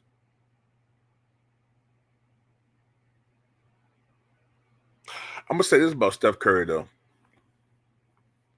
I think personally, Steph is like now in my top 15 for the way he's revolutionized the game. And what solidified it for me was that Finals MVP. That Finals MVP, the Olympic gold medal. Now he's definitely top 15. There's no more arguments I can make in my head to keep him out of the top 15. I just can't do it. You know what I'm saying? So to me, from a historical perspective, although KD has more championships, I got to look at it. They're right there. They're right neck and neck, because KD to me is like 15th. He's somewhere in that trajectory, 13th, 14th. He's somewhere in that trajectory. You know what I'm saying? I'm gonna say this though.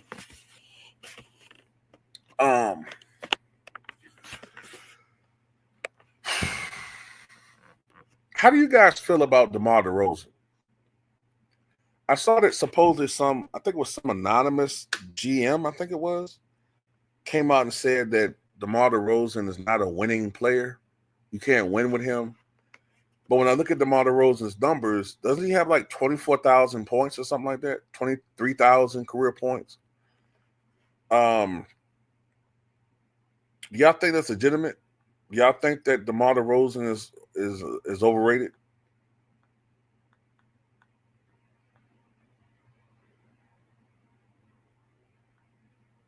I kind of. Yeah, the thing with me with DeRozan is, man, at moments, there are times when he plays like a top 7 player in the league, at least when he was in his prime. He did play like that at times, but the consistent, for lack of a better term, choking in the playoffs, it kind of hurts him a little bit. You know what I mean?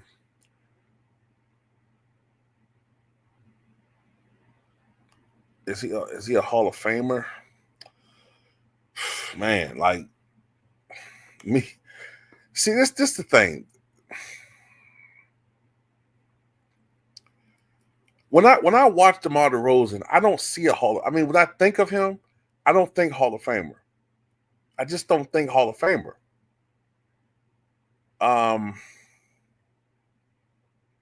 But he does have 20. Let me check some out here.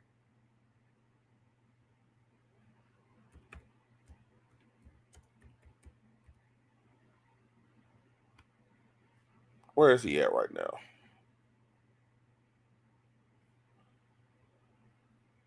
All right. So this year he's averaging 22.5 points, 4 rebounds, 4.1 assists, 50.2% shooting.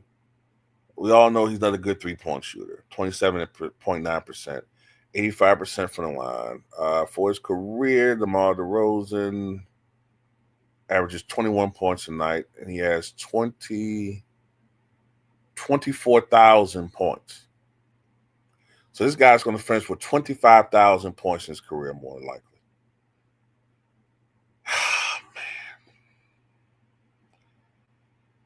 Man, he is a very tricky guy, man.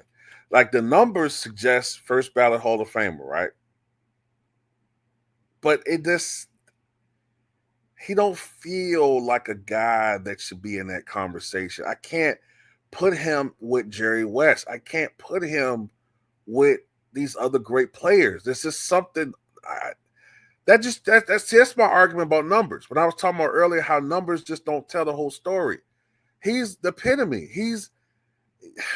Numbers just can't be it, bro. It gotta be more than numbers.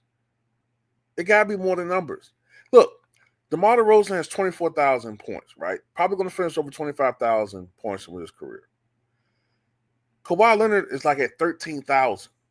So you look at the numbers, you're like, man, DeMar blows him away.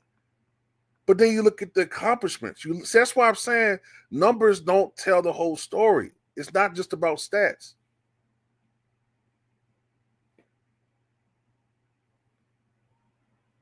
It's not just about stats, man. Hell, if he gets in, okay, then we got to start. We got to let in Tom Chambers. We got to let in Tom Chambers or something, man.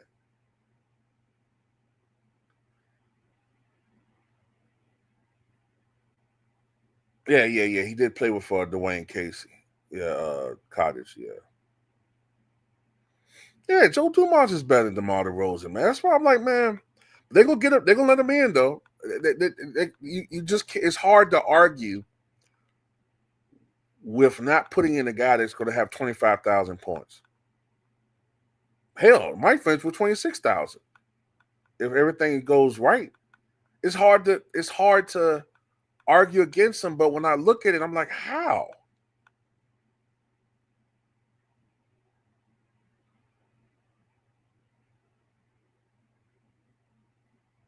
Oh boy, here we go.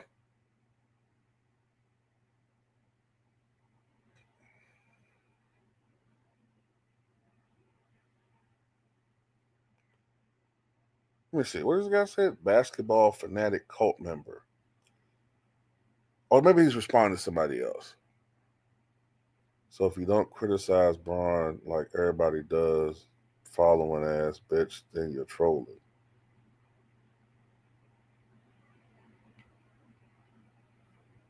Okay, whatever that means.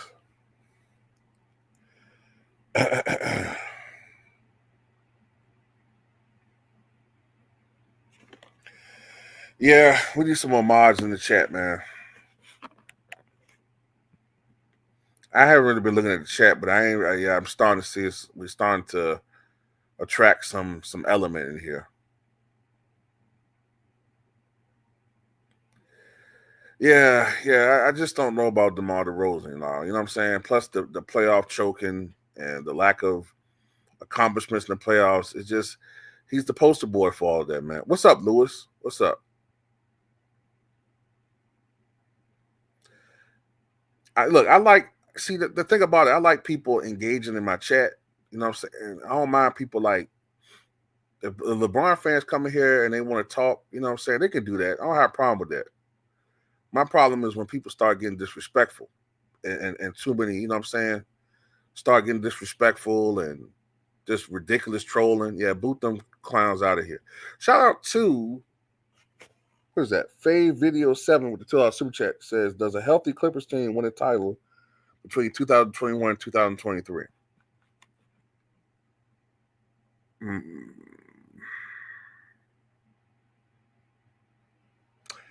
Possibly in 2021. I don't think they would have. I don't think anybody's beating the Warriors in 2022.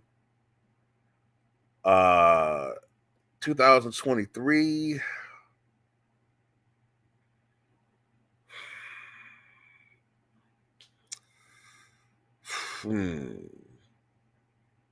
I don't know. I feel more. Look, I like the Bucks, but I feel their best opportunities was like 2020, 2021. I think those were their best opportunities. I mean, maybe 2023, but 2020, 2021, I think was their best opportunity.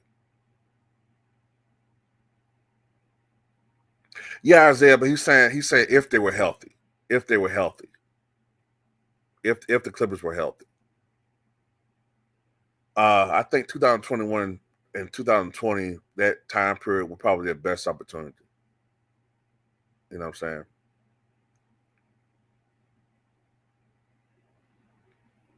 And I like Giannis, but I think if the Clippers had played them, they might have beaten them. They might have beaten the Clippers. Plain Simple says, what was this? Question, do the Bulls still three-peat if Shaq re-signs with Orlando in 1996? And what would that mean for Kobe's career in Los Angeles? Oh, I've done videos about this.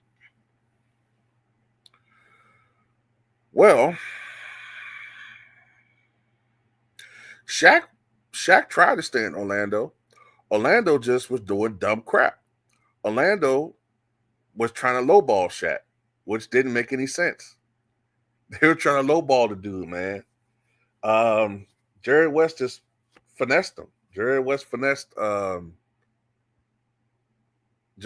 just finessed Orlando. I'm thinking if Shaq stayed,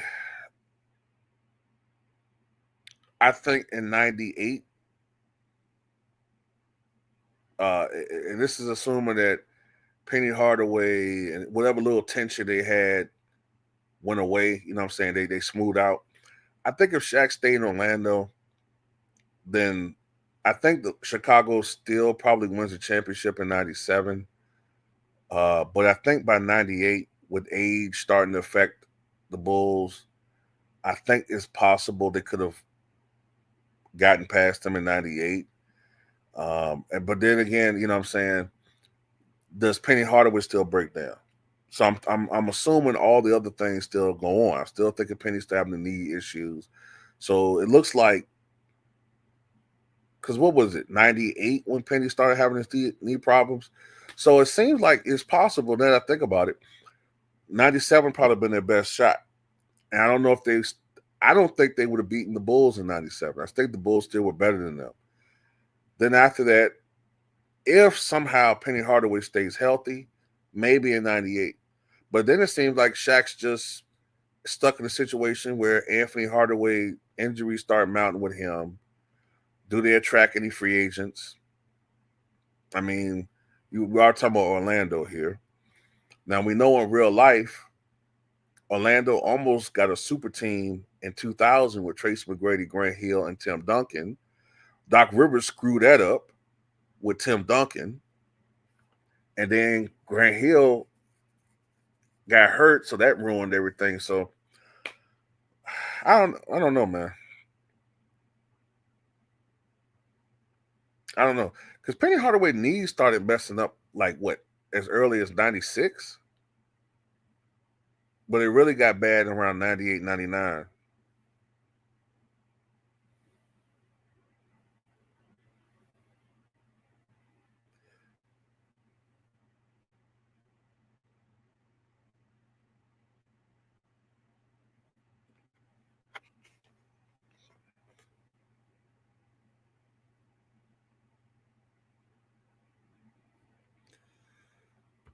So you think Penny and Grant Hill would have put up better numbers than they already did if they had remained healthy? I don't think Grant Hill or Penny were better than Paul Pierce.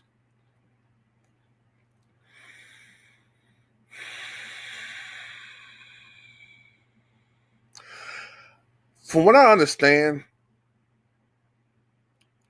Grant Hill was supposed to change his style of play a little bit if he had not gotten hurt Orlando. Trace McGrady revealed that he had no intentions of being a primary scorer with Orlando.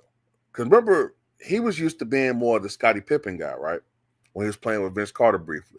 Although he still wanted to show what he could do, showcase what he could do on the court. From what I understand, Grant Hill was going to play more off the ball with Orlando. Grant Hill was going to be playing more ISO situations. Or I shouldn't say ISO situations.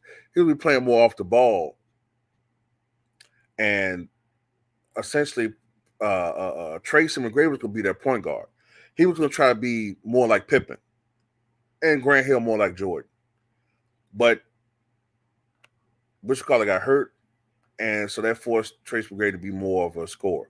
Penny Hardaway, to me, already showcased what he could do when Shaq got hurt in 96. When Shaq was hurt with the, stomach muscle injury at the beginning of the year, Penny Hardaway was averaging like 26, 27 points a night. Penny Hardaway was second in the NBA scoring until Shaq came back. So Penny Hardaway, who was only 23 years old at the time, Penny Hardaway was capable of being a primetime guy like Paul Pierce. My thing with Penny Hardaway was that he could do what Paul Pierce. Now, he wasn't as strong as Paul Pierce. He wasn't as big as him, but I just think he was a better player. I think Anthony Hardaway, he could post you up. He had the mid range. He could go to rack. He didn't have the three ball at first, but you know what I'm saying? I just think that he was a better player, and he was a better facilitator, better passer. He could play like Magic Johnson if need be. To be honest with you, this is the best way I can describe Penny, man. Penny could play like Magic Johnson. He could play like Isaiah Thomas, and he could play like Michael Jordan. Penny Hardaway was, people really were, we as fans were cheated out of all-time greatness when Penny Hardaway got hurt, in my opinion. We were cheated out of greatness. And I don't say that. I'm not saying it because I'm a huge Penny Hardaway fan. I watched this guy, and he's the only player I've ever seen outside of Mike and Kobe, where when, as a Bulls fan, I was watching him and I feared this guy, feared him. This guy really can dominate this game in a way that I hadn't seen a perimeter guy do. You know what I'm saying? At least that's just my opinion. Grant Hill was great, but from a skill perspective, I think Penny Hardaway could have been a top 15 all-time player at the very minimum. That's just my opinion. At first, Mitchell, though, Penny Hardaway couldn't shoot the three very well. He couldn't shoot the three, but he got better. And for the era, he was maybe 33, 34%. So he was okay. But Penny was a beast, man. He was a beast.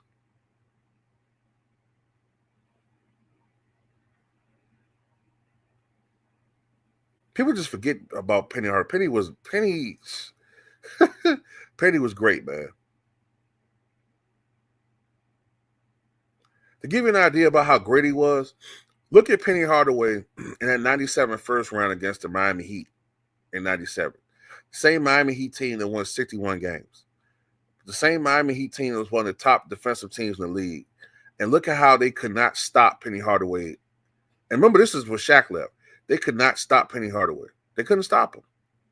Penny Hardaway put that team on his back the last 3 games of that series. Because this is when the first round was best of 5. They could not stop that dude, bro. I think he scored back-to-back 40-point games, which in that era would be 50-point games today. They couldn't stop him. And they were a great defensive team. But, that's just my opinion. Said I didn't know T-Mac played on the Pistons. Yeah, but T-Mac was a shell of himself there. He was a shell. And then after his NBA career, he went over and played, I think, in China. But he was a shell of himself. After 2009, T-Mac was a shell of himself.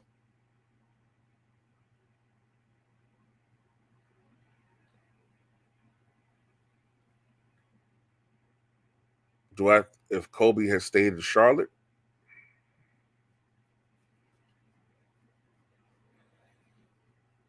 I think his earlier numbers would have looked better, but I don't think that they would have been winning. The Lakers' primary goal was winning. Also, back then, you still had the pecking order, whereas, it was the pecking order in the merit system. Whereas Kobe might have been kicking a lot of those dudes' butts in practice, but Eddie Jones had made his bones, so to pick. So Eddie Jones was going to get the start because he was an NBA veteran. Plus, Dale Harris didn't like young players, if I'm not mistaken.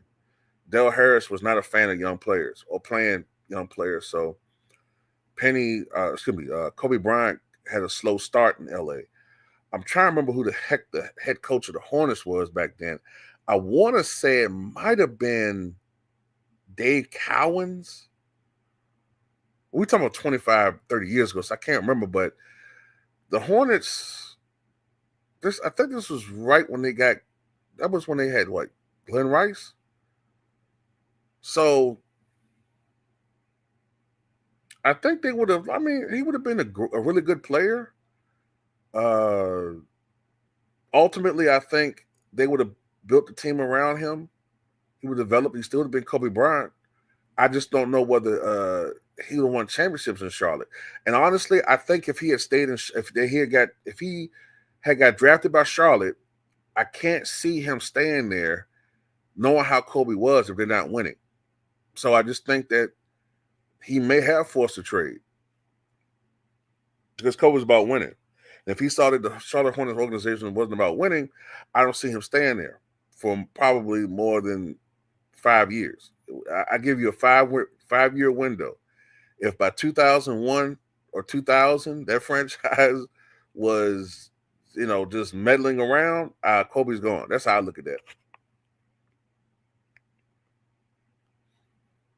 Yeah, Dave Cowens was a former player turned coach. Dave Cowens played with the Boston Celtics, won 2 championships, 1974, 1976. Dave Cowens basically was a successor to Bill Russell. Dave Cowens won 1973 league MVP.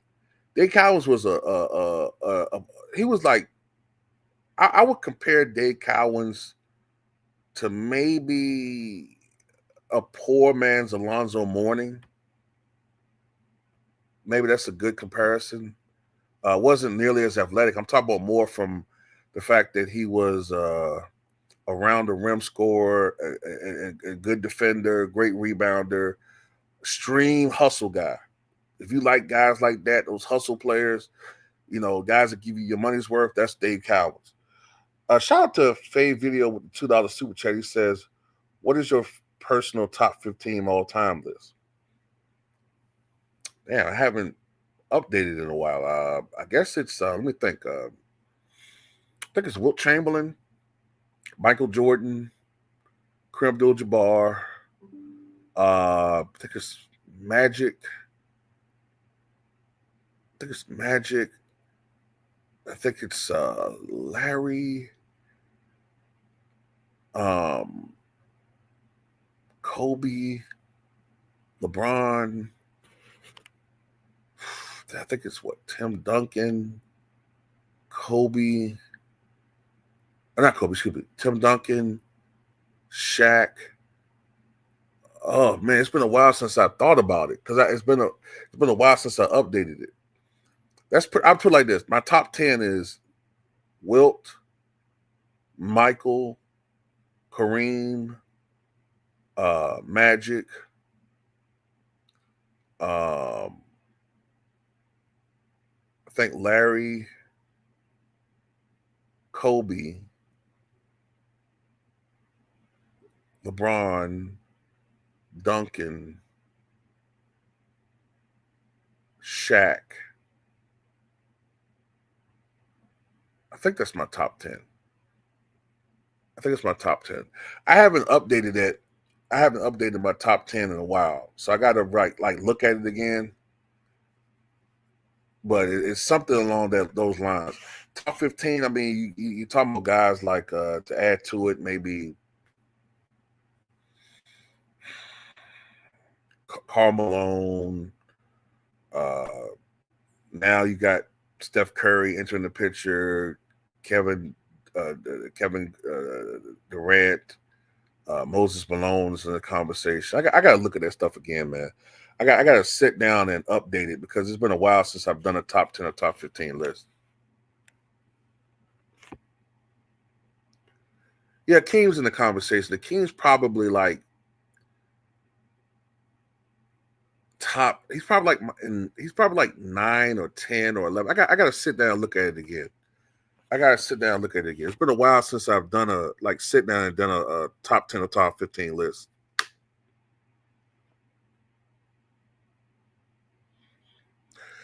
Bill Russell, to me, man,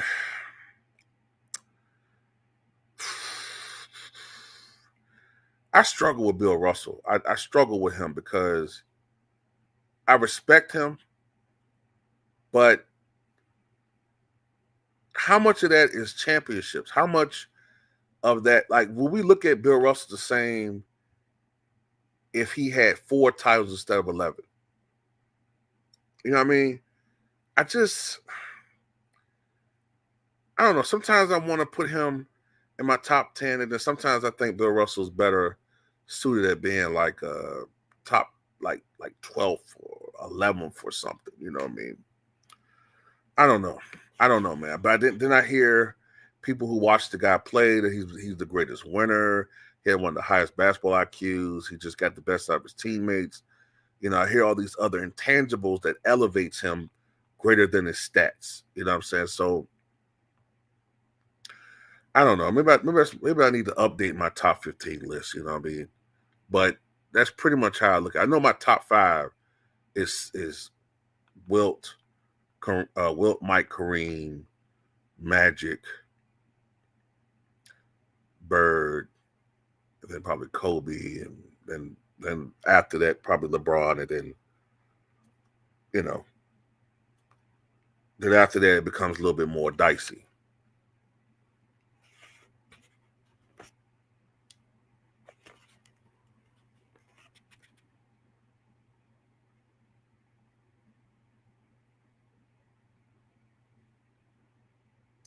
What's up, brother JMJ?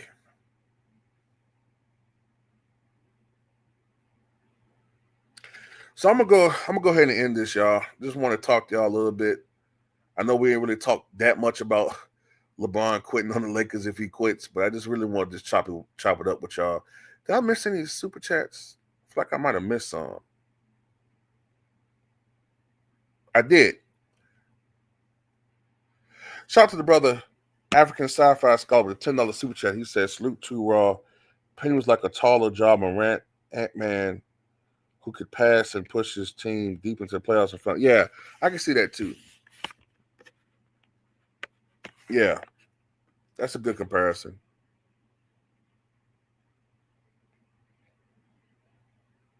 I can see that. Yeah, that's a good comparison too. Penny was that guy, y'all. I'm telling you. We ain't just talking, man. Penny Hardaway, man, was a beast. Anyway, man, you say ain't no way LeBron better than the Dream. I mean,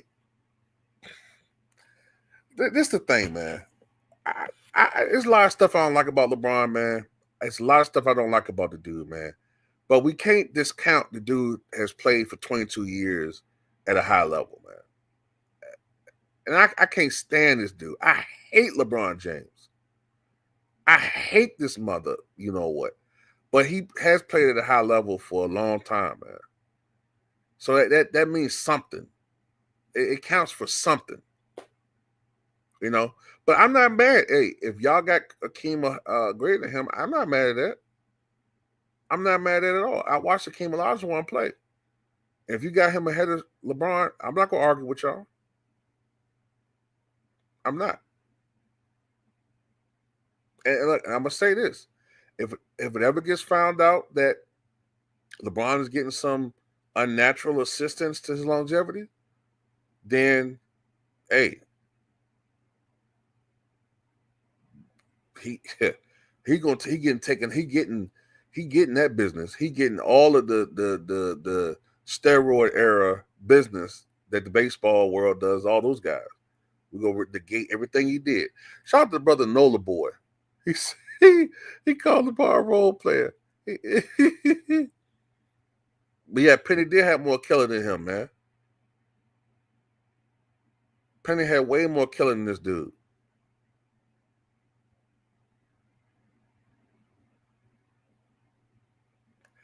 Hey, I'm not arguing with you, Akbar. I'm not arguing with you. That's why I said, hey, if y'all want to put Hakeem ahead of him, I can understand it completely.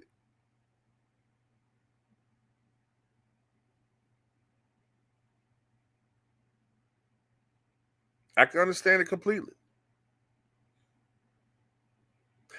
Sup the Franchise Sports TV. Please subscribe to his platform. He said he's not in my top 10 no more.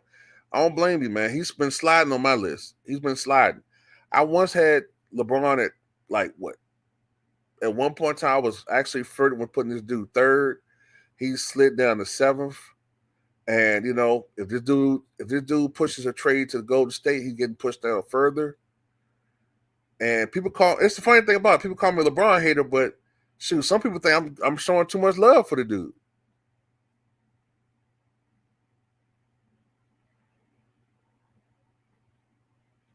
He said, Vince Carter played 20 years now too, so now what? Hey man, you right. Hey, you right. And plus he benefits from, you know what I'm saying, basically taking siestas on the other side of the court on defense. I get it. I absolutely get it, man.